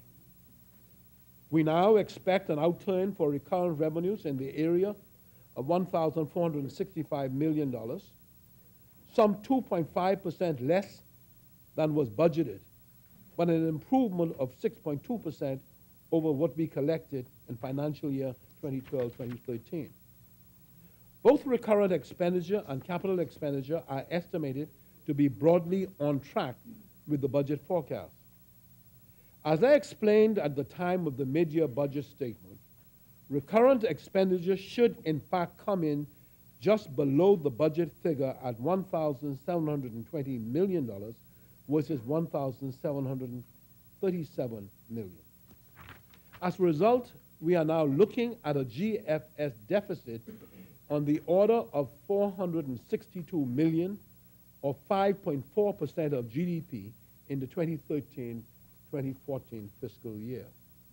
That compares to the budget estimate of $443 million, or 5.1% of GDP. This represents an improvement over the GF deficit of 6.3% of GDP recorded in 2012-2013. Government debt at the end of the fiscal year is now projected at $5,152 million. That's a $5 billion now topping, okay, 5.152 of, Mr. Speaker, or 60% of GDP. That is up from the projected 59.4% of GDP in last year's budget. Fiscal policy 2014-2015 and beyond. The medium-term fiscal consolidation plan.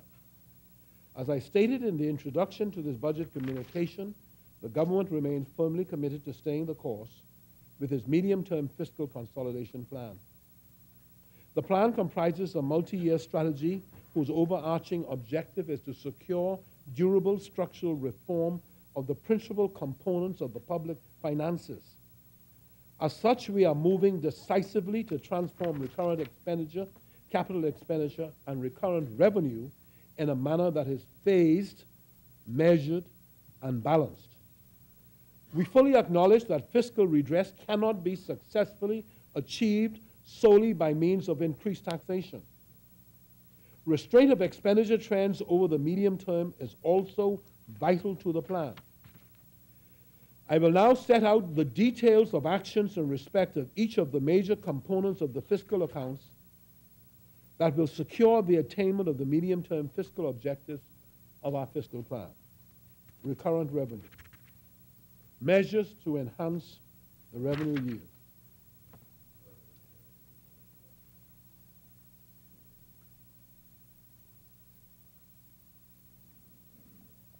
I begin with the most important matter of revenue.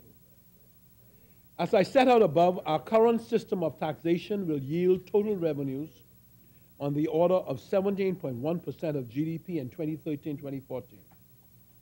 Such a level is unequivocally inadequate if the government is to effectively meet the varying and extensive demands placed on its public services and basic public infrastructure across the breadth of this small archipelagic nation. Our revenue yield is clearly insufficient. I have been consistently explicit over the past 2 years that it is imperative that we achieve a significant enhancement of the yield of our revenue system gradually and steadily through the medium term.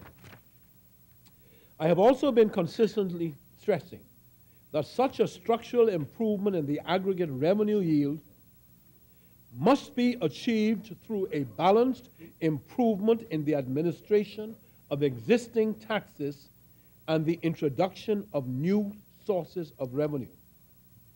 It is widely acknowledged, Mr. Speaker, that the administration of our current system of taxation is grossly deficient in terms of the efficiency and effectiveness of processes and procedures, as well as the successful collection of monies that are rightfully due. My government is fully cognizant of these deficiencies, and we have, since we came to office, acted to redress them across the spectrum of the major revenue sources. I have on previous occasions elaborated on the significant reform and modernization exercises that we have launched in the areas of real property taxation, customs operations and procedures, business license upgrading, tobacco taxation and smuggling, and more efficient revenue administration through a new central revenue agency. These reforms, Mr. Speaker, are now well underway and are beginning to yield visible benefits. We will persevere with the much needed reforms in these areas, and we will see them through to their complete and successful implementation.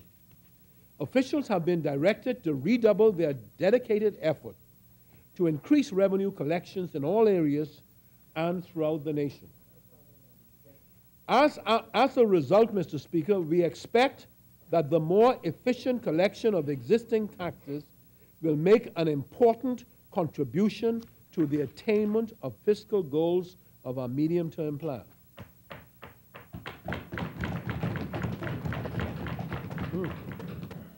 However, for the sake of prudent fiscal planning, we have assumed only modest yields from these reforms until solid evidence emerges as to their actual results.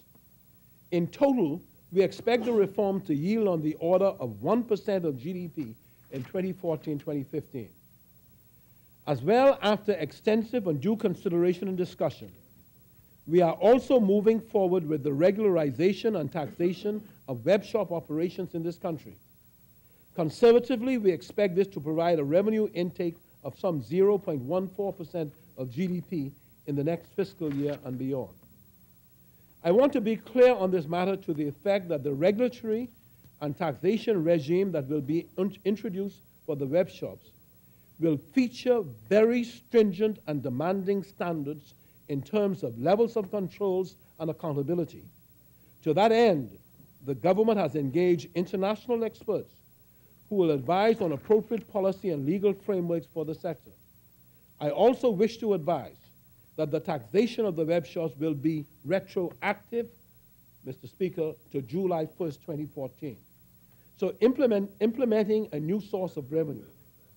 It has long been argued in this nation that the major sources of government revenue are antiquated and are not suitable nor adequate to the needs of modern governance. Indeed, debate on the issue has ebbed and flowed for well over a decade, going back to the turn of the millennium. Unfortunately, that debate, at times heated and passionate, has failed to produce the much-needed transformation of our system of taxation. That is not for lack of understanding of the issues at play or the desirability of change. Indeed, Mr. Speaker, we have benefited from a number of studies on the matter.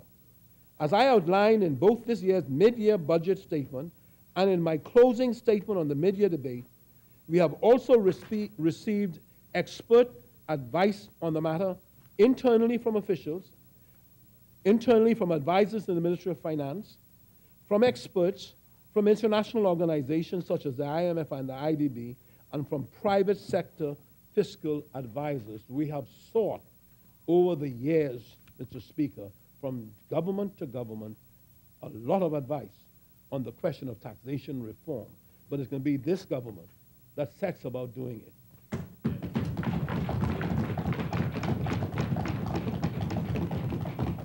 The overwhelming conclusion of these many studies and this advice has been that the government should implement a new sales tax in the form of a value-added tax.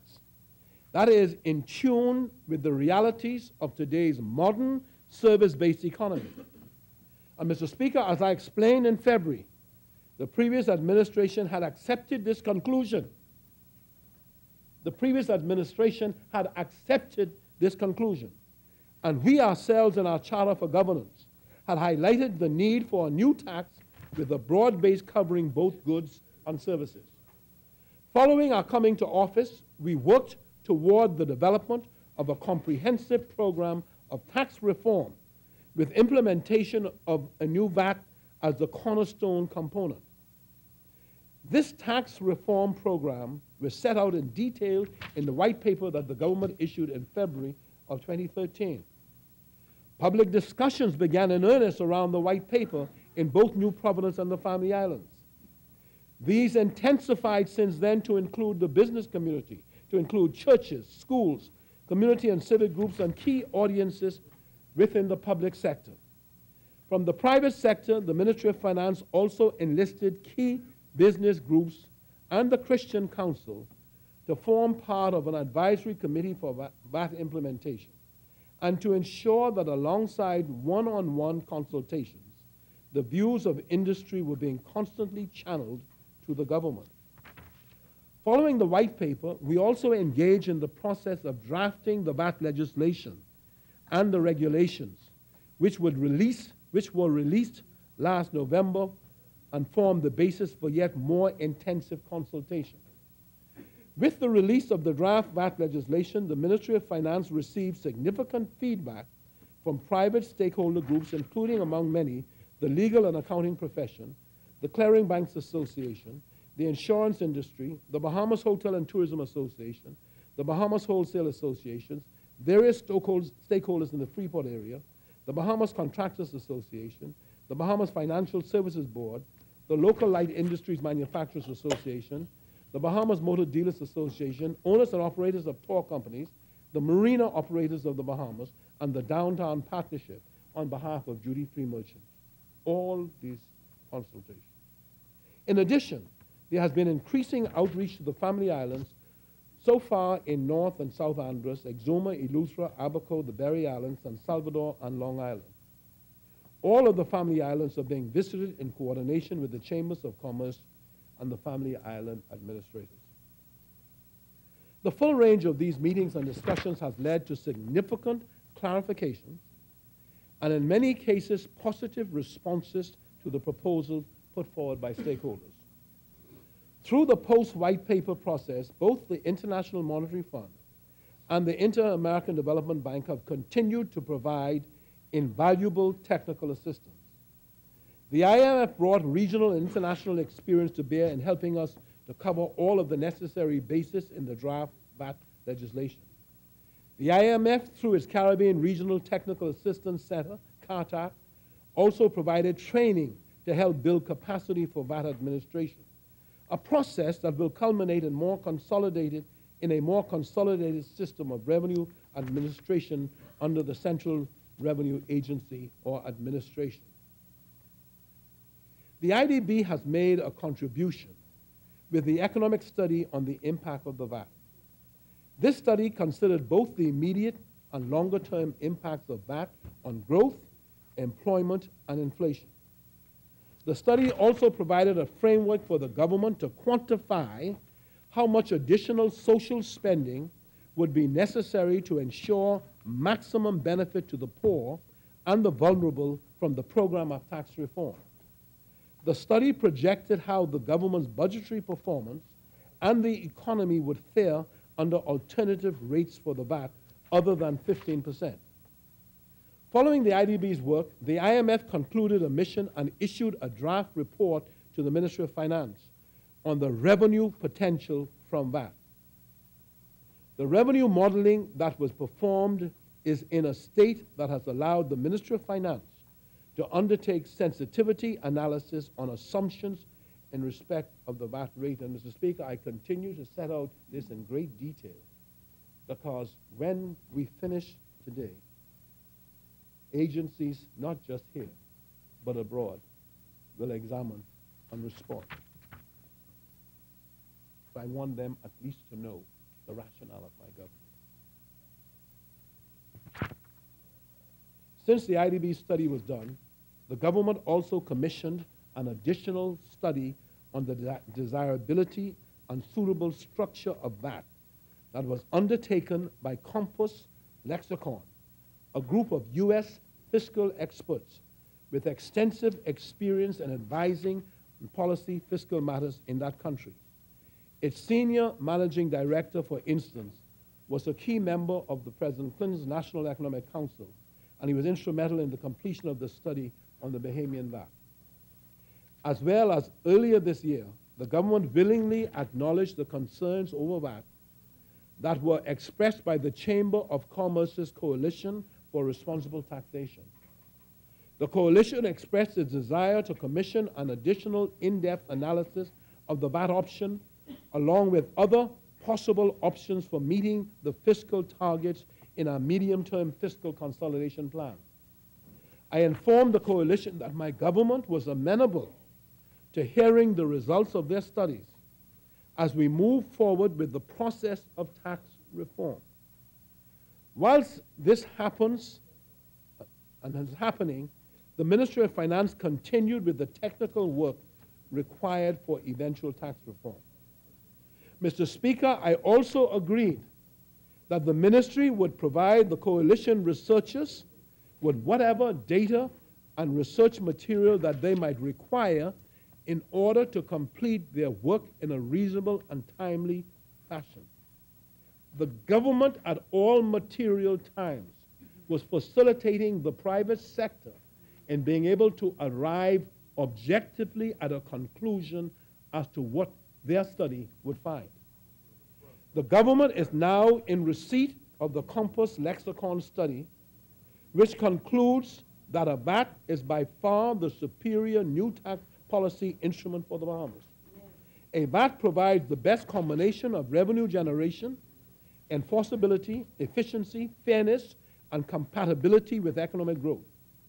On the latter point, this study is consistent with the vast international literature that ranks various instruments in respect to their so-called friendliness to growth, with VAT being a much better choice than personal and corporate income taxes and payroll taxes. The study also suggests that a VAT is efficient at taxing wealth, is sufficient at taxing wealth as it consumes or it is consumed, while a payroll tax does not even tax wealth. As well, it argues that a payroll tax is more susceptible to avoidance and evasion than a VAT. especially by those with higher levels of income. Business owners, for example, can characterize their own wages as business profits and therefore avoid the payroll tax altogether. However, in light of the current state of the economy, the study recommends a VAT rate below 15% in a range of 5 to 10% in combination with other fiscal reforms to meet the government's fiscal targets. Should fiscal developments in the future point to a need for additional revenue, having a VAT in place would provide flexibility to address that need and enhance the government's credibility as well. The Compass Lexicon study also suggested the introduction of a new permanent so-called fiscal rule to enhance the sustainability of our fiscal plan and to strengthen the government's credibility. Under such a fiscal rule, we would set two targets. One, a maximum target for the debt to GDP ratio, and two, a target for the minimum annual reduction in that ratio, which would be waivable under emergency circumstances such as economic downturns and natural disasters. The key point in this recommendation is that should we fail to meet our fiscal debt target, the VAT rate would automatically be increased by law, meaning that you institutionalize a trigger into that. While such a study, Mr. Speaker, while such a legislative approach to fiscal consolidation does have some measure of theoretical appeal, my view is that it is lacking from a practical policy-making point of view.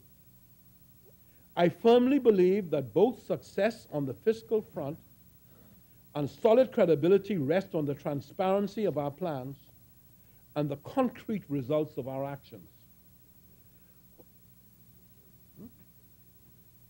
Yeah. The member yields. The chair recognizes the honourable member for Bain and Grandstone. Mr. Speaker, the Prime Minister, Minister of Finance would wish to continue beyond 1 p.m. So I move a resolution that we continue to sit beyond 1 p.m. Very well. We have a second. It's moved and second that the business of this House extend beyond 1 p.m. As many as in favor remain seated. Those opposed will stand. The business of this House will extend beyond 1 p.m. The chair recognizes the right honourable member for Centerville to continue. Mr. Speaker, while such a legislative approach to fiscal consolidation does have some measure of theoretical appeal, my view is that it is lacking from a practical policy-making point of view. And this is the trigger, institutionalizing legislatively the trigger. I firmly believe that both success on the fiscal front and solid credibility rest on the transparency of our plans and the concrete results of our action. Over the last 2 years, we have committed ourselves to a detailed medium-term fiscal plan. And Mr. Speaker, we have stayed the course on this plan. The virtue that we see in this plan is that it is balanced and adaptable to circumstances, allowing for adjustments not only on the revenue side of the ledger, but also in respect of government spending, whether recurrent or capital. As such, legislating automatic increases in the VAT rate as the sole avenue for staying on track would not be appropriate in my view or desirable. And this is particularly given the archipelagic nature of our country. The analytical study sponsored by the Coalition for Responsible Taxation was undertaken by the Oxford Economics, and their report assesses the fiscal and economic effects of various fiscal policy strategies, including VAT at various rates and a new employee-employer payroll tax. From the government's perspective, the key findings of this study are that regardless of the fiscal policy scenario, if we are to meet our deficit objective by the end of our current mandate, it is critical that we succeed on all revenue enhancement initiatives, including reform of property tax and customs operations. According to the coalition study, meeting our deficit target by 2017 will also be more likely to be achieved with a VAT rather than a payroll tax. Indeed, the two scenarios in the study with the payroll tax on both employees and employers, whether at 3% or 6%, both show a higher government deficit in 2017 than with a VAT at 15% as initially proposed, or with a VAT rate of 10% or even 7.5% with a tightened set of exemptions.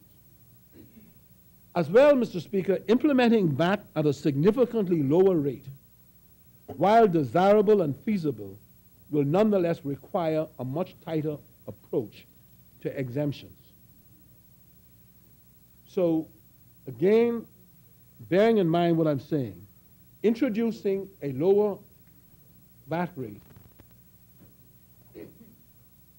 will require a much tighter approach to exemptions, meaning fewer exemptions. Concurrently, the Bahamas Hotel and Tourism Association retained Ernst & Young to conduct economic modeling research to determine the impact of various tax and fiscal reform measures on the tourism study. Bahamas, well, they shared the results of this study with the government in recent days. And for me, unfortunately, I almost say hours, that they shared this study with me, along with his recommendations. Among the recommendations, the association suggests that in light of the potential negative impact of a high VAT rate on tourism, the VAT should be implemented at a much lower rate, more specifically, they said 6% across the board. We suggested other modifications to the applicability of VAT to the tourism sector. However, the study does suggest that in order to meet the government's revenue target, it would need to impose employer and employee payroll taxes, increase the sea departure tax, and increase other taxes and fees to compensate for the lower rate of 6%. My government is fully sensitive to the very important role that tourism as our premier sector plays in our economy, in generating activity and in generating jobs. We are sympathetic to the difficult challenges that the sector faces in a highly competitive environment, and we will continue to monitor developments to maintain the fundamental viability of this key industry. However, the fiscal challenges that we face are as such that on the basis of the balance of evidence and advice that we have garnered from all of the studies and from the experts, we are unable to accommodate the Bahamas Hotel Association recommendation for a VAT rate as low as 6%. In furtherance of this point, I want to emphasize that the government has willingly and cooperatively engaged in a collaborative process with the private sector in the investigation of VAT and the best way forward. This process has permitted an open, Mr. Speaker, I really want to emphasize this, because so much is spoken of government so negatively in its inability and indifference to deal with the private sector. That was not the case with this government. The process that we committed ourselves to has been committed to an open and transparent sharing of the various points of view, Mr. Speaker, to the point that there is now a greater degree of understanding of the challenges that confront the government and the approach that we are pursuing in addressing those challenges. And Mr. Speaker, whether it's the opposition, whether it's the trade union movement, whether it's the people of our country, whether it's the business community, Mr. Speaker, to the extent that we are able to allow them and facilitate their knowing the challenges of the government, the decisions we have to make, and the revenue we do not have. To that extent, Mr. Speaker, we are committed to levels of collaboration, Mr. Speaker, that are open and transparent. But, Mr. Speaker, the various studies that have been undertaken have provided the government with invaluable input into its thinking on the most appropriate approach to fiscal consolidation in general, and more specifically on the parameters of a VAT policy framework, and a framework that is suitable to the Bahamian and suitable in the Bahamian context.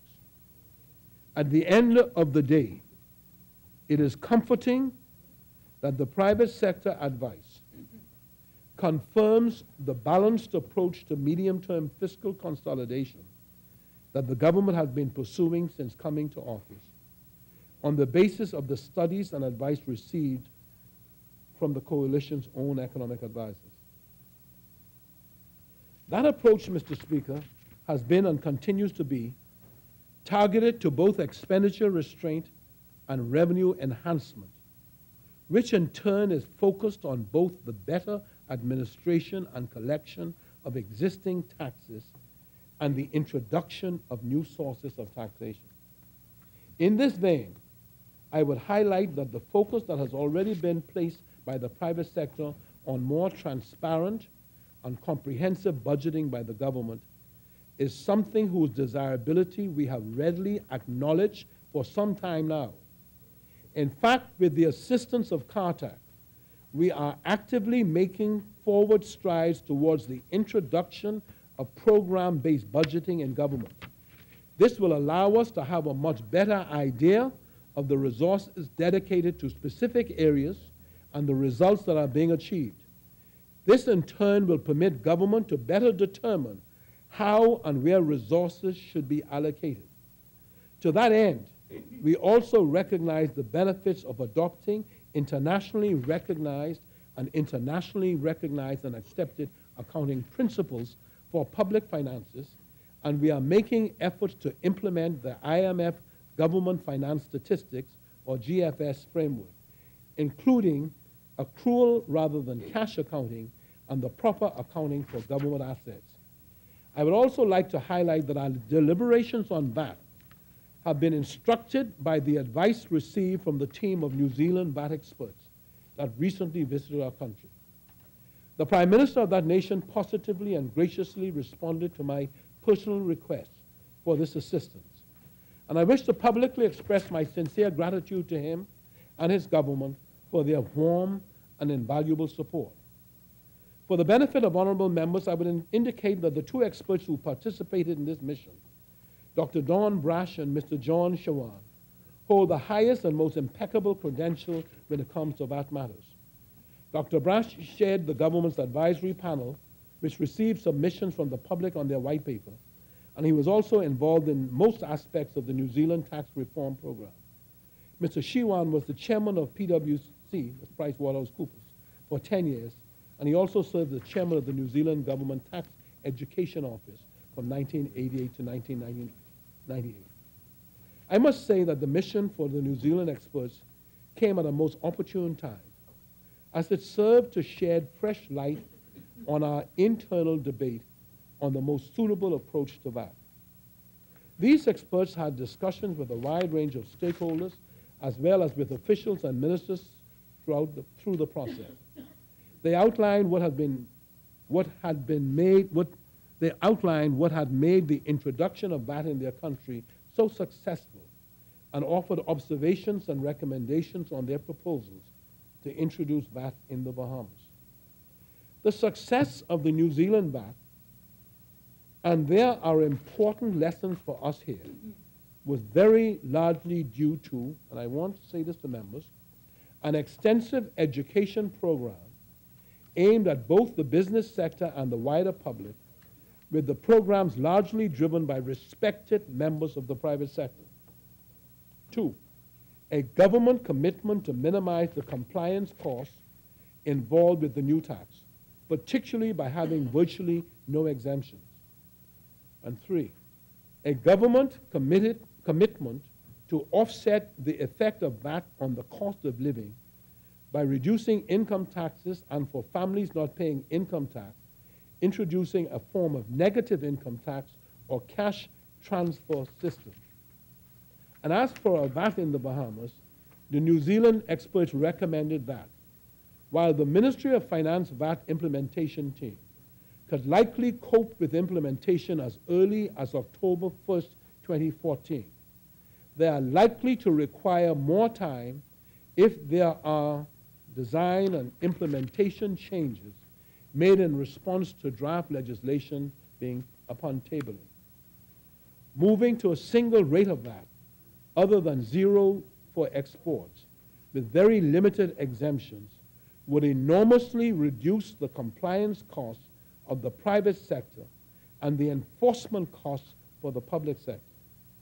This would also permit a potentially large reduction in the single rate of VAT, almost certainly to 10% and quite possibly to below that figure. While the above approach would minimize compliance costs and allow a lower rate, it could also have negative effects on the well-being of low-income households, they pointed out. It would thus be vital to introduce mechanisms to protect such households. The team estimated that our proposed reforms to social assistance programs appear to provide a suitable delivery mechanism for such assistance to the poor and the disadvantaged. The New Zealand mission has also brought the spotlight back to exemptions, an area on which we had a significant private sector lobby. Exemptions, when they are socially motivated, are intended to reduce the burden of consumption taxes on persons with lower incomes. The points that the mission reinforced, however, are the following.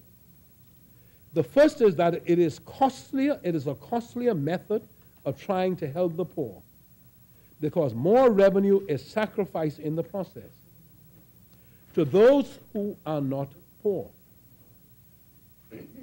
Take food, for example. While a low-income family spends a higher proportion of its income on food, a high-income family spends much more on food in absolute terms. So exempting food from VAT, they argue, would provide a much larger dollar benefit to a high-income family than to a low-income family. Having the means to provide direct assistance to low-income families is thus a far more efficient mechanism than exempting necessities from VAT. And during this debate, the Minister for Social Services will speak to the cash transfer program that is to be implemented. The Ministry of Finance emphasized in its education campaign that items that are exempt from VAT still can experience some price increases with a VAT. This, in the view of the New Zealand mission, increases the justification for limiting the list of items that are exempted from VAT, because it gives the businesses that are affected by such changes the opportunity to participate fully in claiming credits for VAT paid on their operating inputs. It also allows such businesses to be more transparent in undertaking the adjustments to explicitly include VAT in their prices. Mr. Speaker, the government has accepted the New Zealand recommendation to enlist the private sector in the public education campaign. A 3-person task force is being established to oversee this process, which will dovetail with the government's internal activities and provide timely feedback to the Ministry of Finance on the appropriate emphasis of public education. The task force, Mr. Speaker, will have a budget of $150,000 at its disposal. They will be tasked with the job of helping to explain the VAT to the business community and the wider public. With the private sector task force engaged, the focus on consumer education will be intensifying with a process that is as transparent as possible. The VAT unit of the Ministry of Finance has prepared a number of brochures to educate the consumer. This process will continue to evolve around presentation to various civic and community groups, including churches, schools, and Rotary and Kiwanis Club. As part of the communication strategy for VAT, arrangements have also been made for nightly public service announcements on the local TV stations, as well as for production of lengthier infomercials that would target the business community. With the task force engaged, educational workshops will form the basis of stepped-up engagement with the business community. This is a prelude to the process of registering businesses for VAT and to conducting one-on-one advisory visits with firms. The strategy is two-pronged. First, accountants, attorneys, and professional advisors will be invited to attend an intensive VAT training program put on by the VAT unit in the Ministry of Finance. They would then be equipped to impart this knowledge to their clients. Businesses that prefer to deal directly with the VAT unit will then be allowed to participate in a second round of workshops, which will also begin shortly. And Mr. Speaker, I now come to the proposed VAT framework for the Bahamas. Mr. Speaker, we have deliberated on VAT for well over a year now. We have had extensive consultations with the private sector. We have had extensive advice and support from key international organizations and from the United States of America, from New Zealand, and from UK experts. For the sake of transparency, we will be releasing publicly on the government website the study prepared by Compass Lexicon, the VAT revenue modeling study done by the International Monetary Fund fiscal team, and the report, Mr. Speaker, the final report of the New Zealand VAT experts. We are letting it all out so everyone can see how the government has reasoned itself to this particular position. So, Mr. Speaker, I therefore believe that we are now in a position to set out the policy framework for VAT that we believe will be successful from both a fiscal and economic growth and stability point of view. That framework, which I believe addresses many of the concerns voiced by the public and the private sector, is set out in the VAT bill that I will very soon be laying before the House of Assembly. We will continue to work closely with the private sector going forward in elaborating and finalizing the various rules and guidelines that will be critical for successful VAT implementation. In a summary fashion, the key features of the proposed Bahamian VAT are as follows.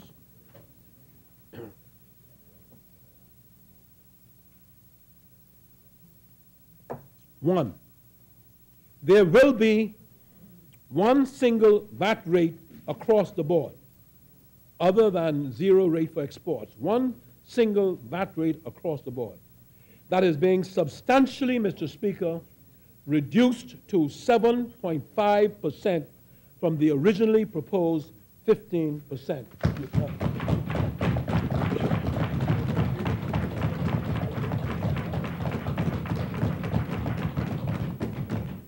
Along with the significantly reduced VAT rate, the Ministry of Finance is proposing much fewer exemptions.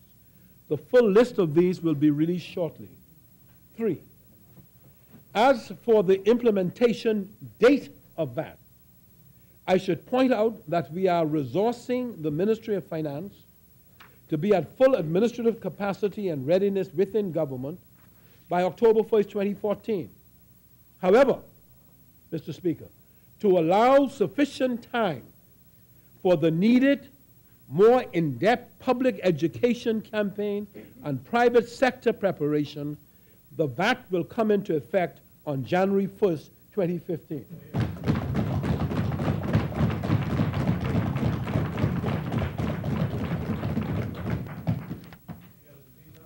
The Ministry of Finance is now proposing a regime of VAT inclusive rather than VAT exclusive pricing.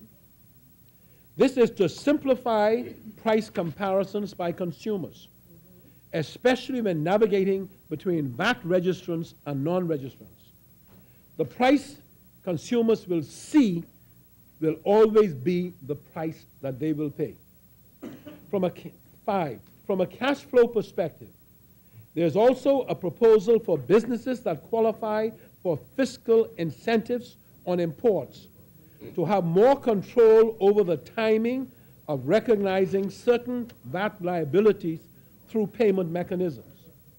6, the Ministry of Finance is proposing a less cumbersome cash basis accounting procedures for small businesses and overall less complex procedures for tax credits against bad debts and streamline the VAT refund process, having regard to the need to be vigilant against fraudulent claims. Mr. Speaker, I would remind honorable members that as was proposed in the white paper last year, we will be eliminating the hotel occupancy tax on implementation of VAT. Indeed, the VAT will impose a lower effective levy on accommodations than the current 10% room tax. Being able to streamline exemptions and position the VAT rate much lower than in the white paper, the government is not announcing any wide-scale reduction in import duties and excise duties at this time.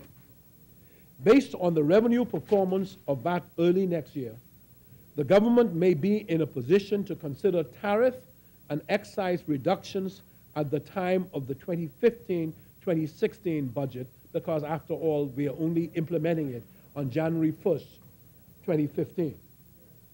More general tariff rebalancing, however, is still a requirement that will need to be implemented once the Bahamas concludes the ongoing WTO negotiations. As such, on the basis of the detailed revenue modeling work that was performed by the team of IMF fiscal experts for our benefit, we estimate again prudently and conservatively that the VAT as proposed will yield on the order of 3% of GDP on a full-year basis. Given the date of implementation, that will amount to some 1.5% of GDP in 2014-2015. Mr. Speaker, all told, the measures that I have outlined above are expected to boost the revenue yield of our revenue system by 2.7% of GDP in 2014-2015. That will take the yield to 19.8% of GDP, up from 17.1% this fiscal year. Yeah, clap for that.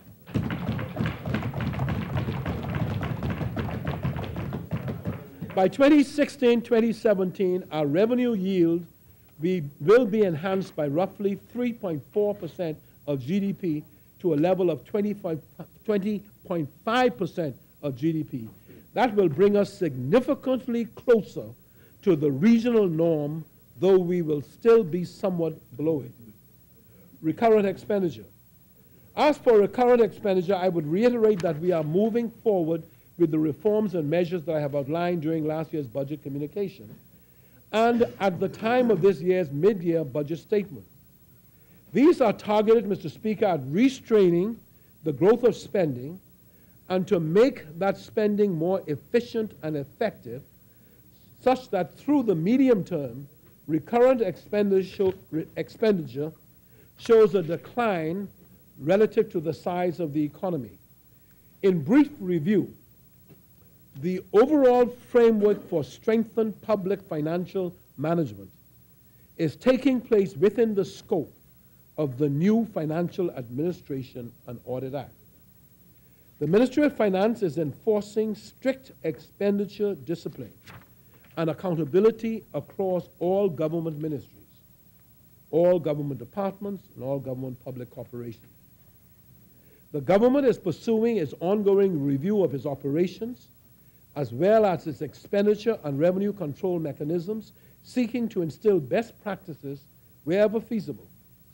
As an example, we are cleaning up the methodology for accounting for employees in the public sector to give a clear indication of the actual number of persons employed and being paid. This will provide enhanced discipline in budgeting and new hiring. You all hear what I just say? Yes. Huh? Oh, look here. Huh? Man, you can imagine governments that it take, yeah? We are moving ahead with the restructuring of the Ministry of Finance to strengthen its capacity to more effectively monitor the operations and expenditures of government ministries, departments, and public corporations. Beyond expenditure monitoring activities, increased resources and staffing will also be directed in the ministry towards focusing on taxation policy, active management of the public debt, and the contingent exposures of the government. Our planning function is being strengthened to allow government to review new investments and projects in an economically and financially sound and efficient manner. We have introduced new public sector procurement procedures. And Mr. Speaker, as I'm citing these, it is extraordinary how governments of the Bahamas managed to survive for what hasn't been happening and what will take this government to put in place.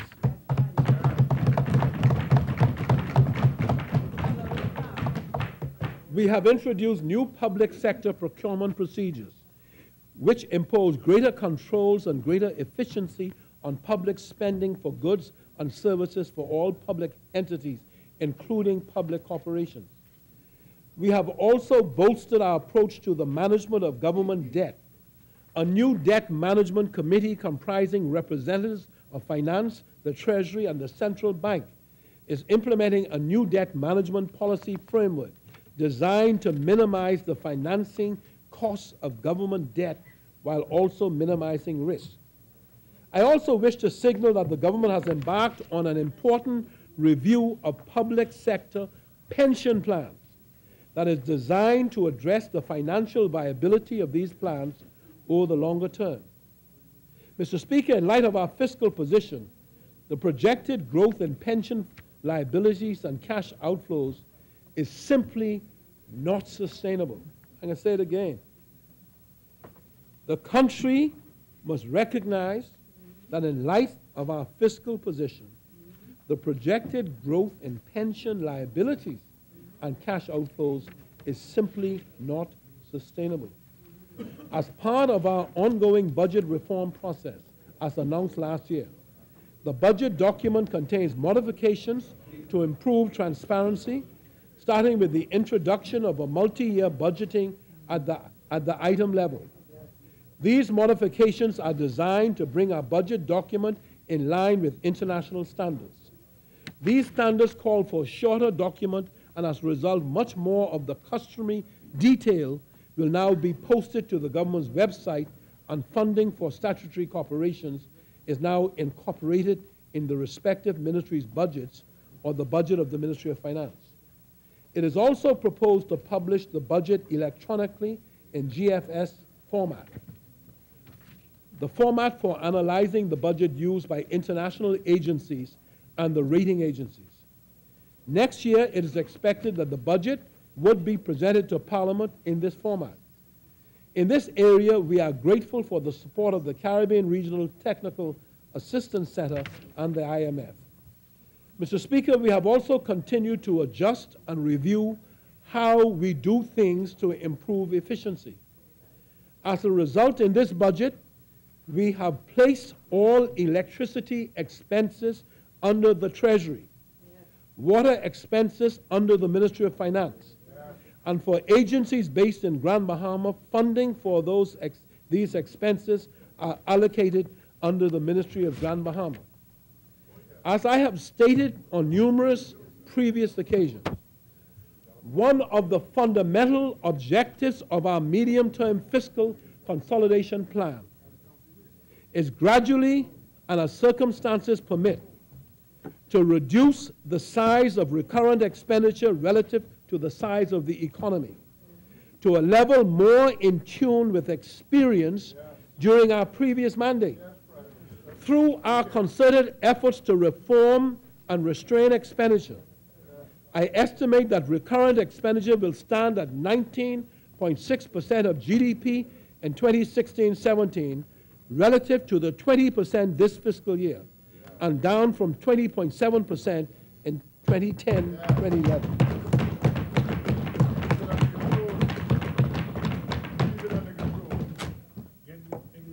You're going to judge us by what we say. You're going to judge us by what we do.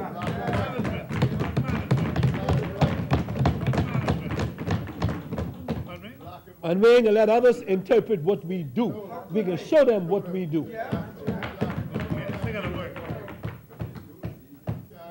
Recurrent expenditure in 2014-15 is estimated at $1,800 623 million, so that's the 1.8 billion, up some 103 million from the level in 2013-14.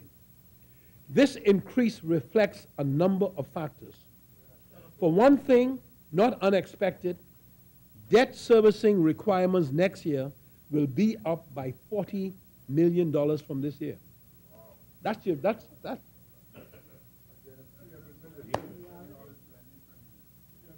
with public debt interest payments, Mr. Speaker, up by almost 30 million, and debt redemption higher by 10 million. So for the edification of persons, the increase of 103 million is made up by a number of factors, and the main one of which is the interest from debt.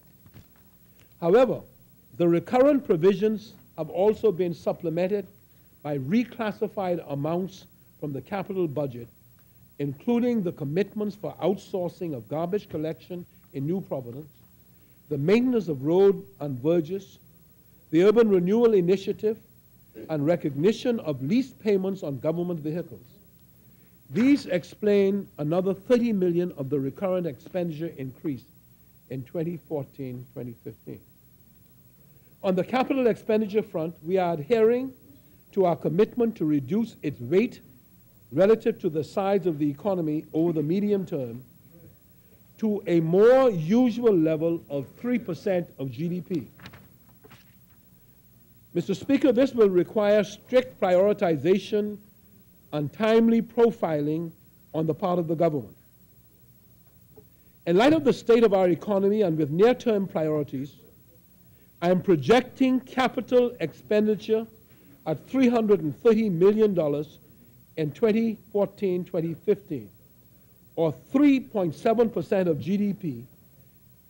Beyond 2014-15, with the more robust private sector growth that is projected, capital expenditure will be gradually reduced relative to the size of the economy to reach our target levels of 3% of GDP in 2016-2017. Revenue measures. In this budget communication, I'm also announcing a number of revenue measures. Some of these measures reflect the provisions of an agreement between the Ministry of Tourism and the commercial airlines designed to sustain airlift to the Bahamas.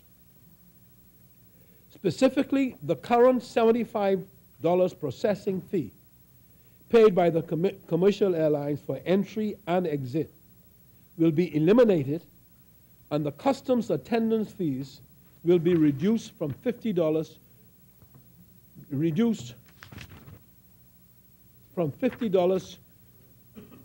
to $200, Mr. Speaker, per hour.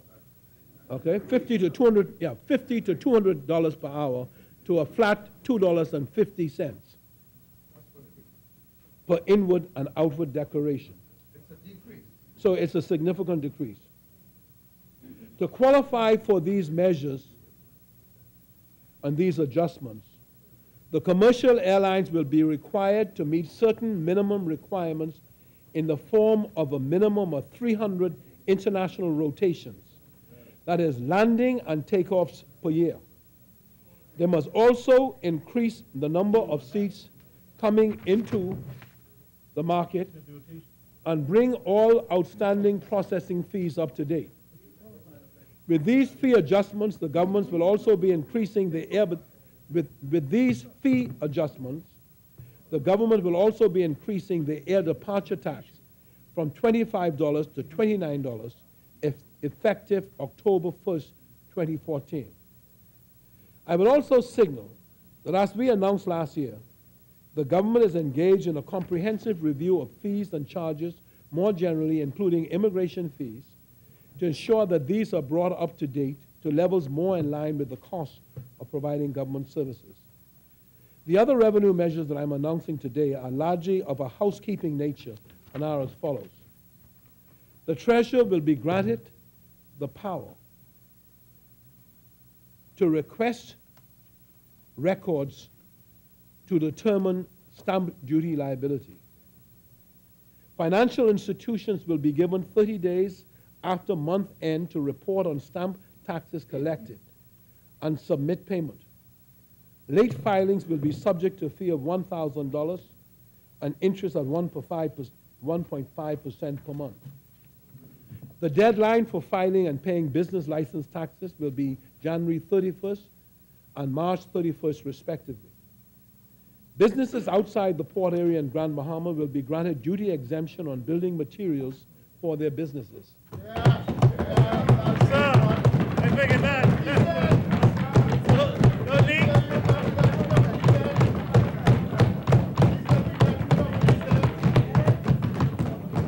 So in case somebody missed it, with respect to Grand Bahama, Yes, sir.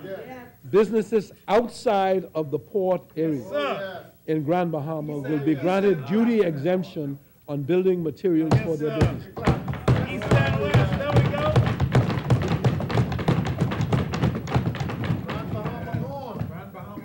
The fee increases for public trust companies and private trusts announced last year are being reduced, with an increase of 25% as of January 2014 and another increase of 25% in January 2015. You too? That's right. That's right. A fee will be levied on tobacco excise stamps at 25 cents for self-adhesives and 20 cents for dry stamps. A fee will be levied on tobacco excise stamps at 25 cents for self-adhesives and 20 cents for dry stamps. The excise tax on hybrids is being reduced from 60%.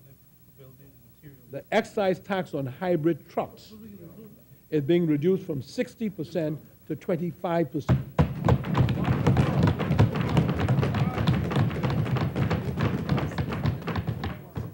The tariff on shandy is being converted from 40% to $4 per imperial gallon. Shandy will be subject to an excise tax of $2 per imperial gallon under the Spirits and Beer Manufacturing Act.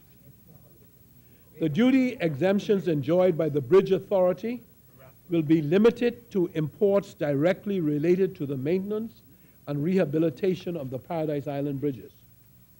The City of Nassau Revitalization Act is being extended for 1 year.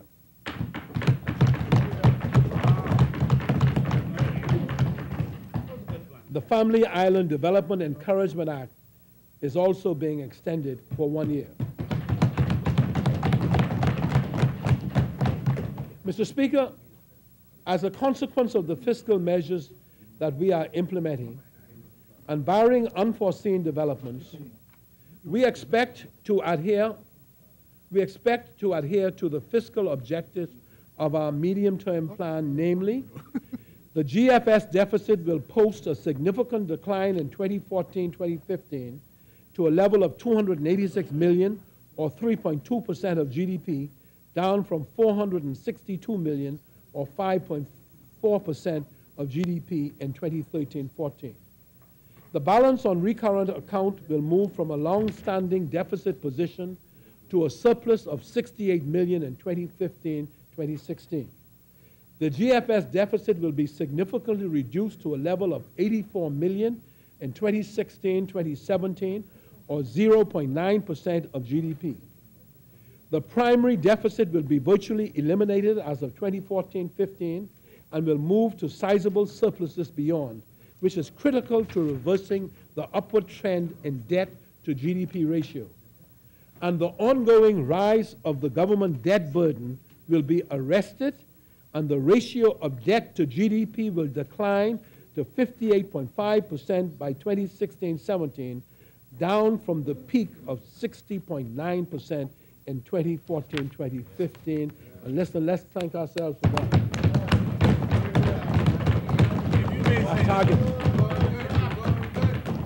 And Mr. Speaker, I don't know if you usually see this, but where a government, in terms of its own fiscal accountability, comes in and puts targets and says, this is what we propose to do next year, the year after, and the year after that in this term. And it is based on discipline, it's based on planning, Mr. and we are confident that we are bringing both to governance, at this time in our Commonwealth's history. My concluding remarks, Mr. Speaker, in conclusion, Mr. Speaker, I want to stress again the importance that my government places on its medium-term fiscal consolidation plan as an indispensable and critical component of its overall national development strategy. Mr. Speaker, I have chosen in all of this to focus on the workings of the economy because it is so critical to the future security of the people of the Commonwealth of the Bahamas.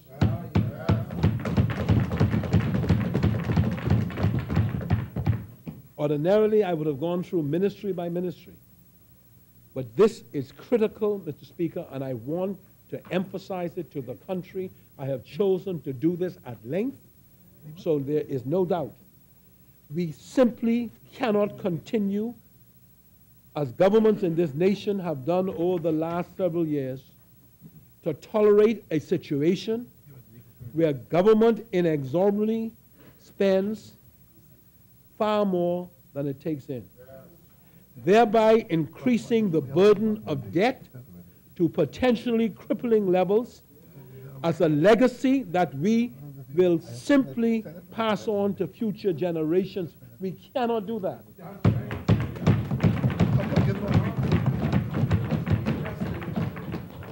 That must stop, and my government is seeing to it that it does visibly and concretely during this term in office. That is what we're going to do.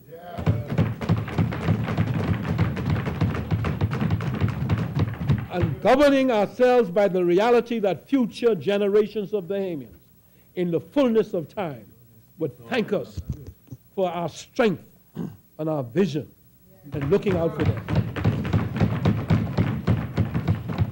Mr. Speaker, it is our intention to rid the nation of the fiscal albatross that hangs around its neck, sapping confidence and energy and initiative.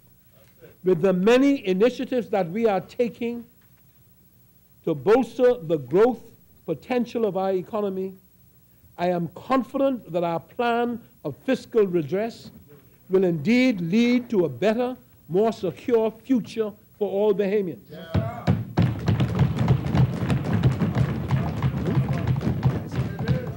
It will also, as an added benefit, lead to a lower burden of government debt, thus reducing the need to allocate valuable financial resources to debt servicing, because it simply makes sense for us to commit ourselves to doing it this way.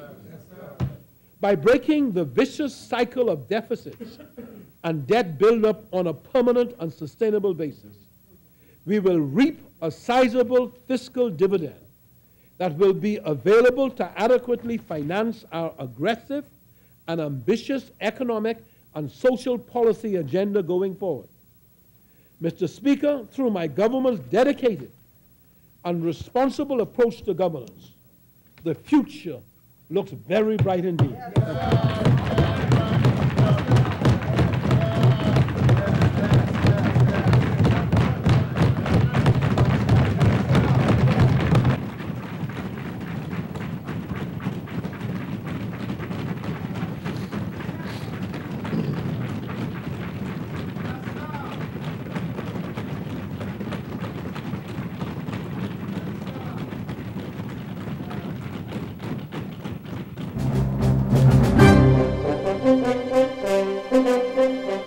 You've been watching the Budget Communication for 2014-2015 presented by the Right Honorable Perry G. Christie, Prime Minister and Minister of Finance.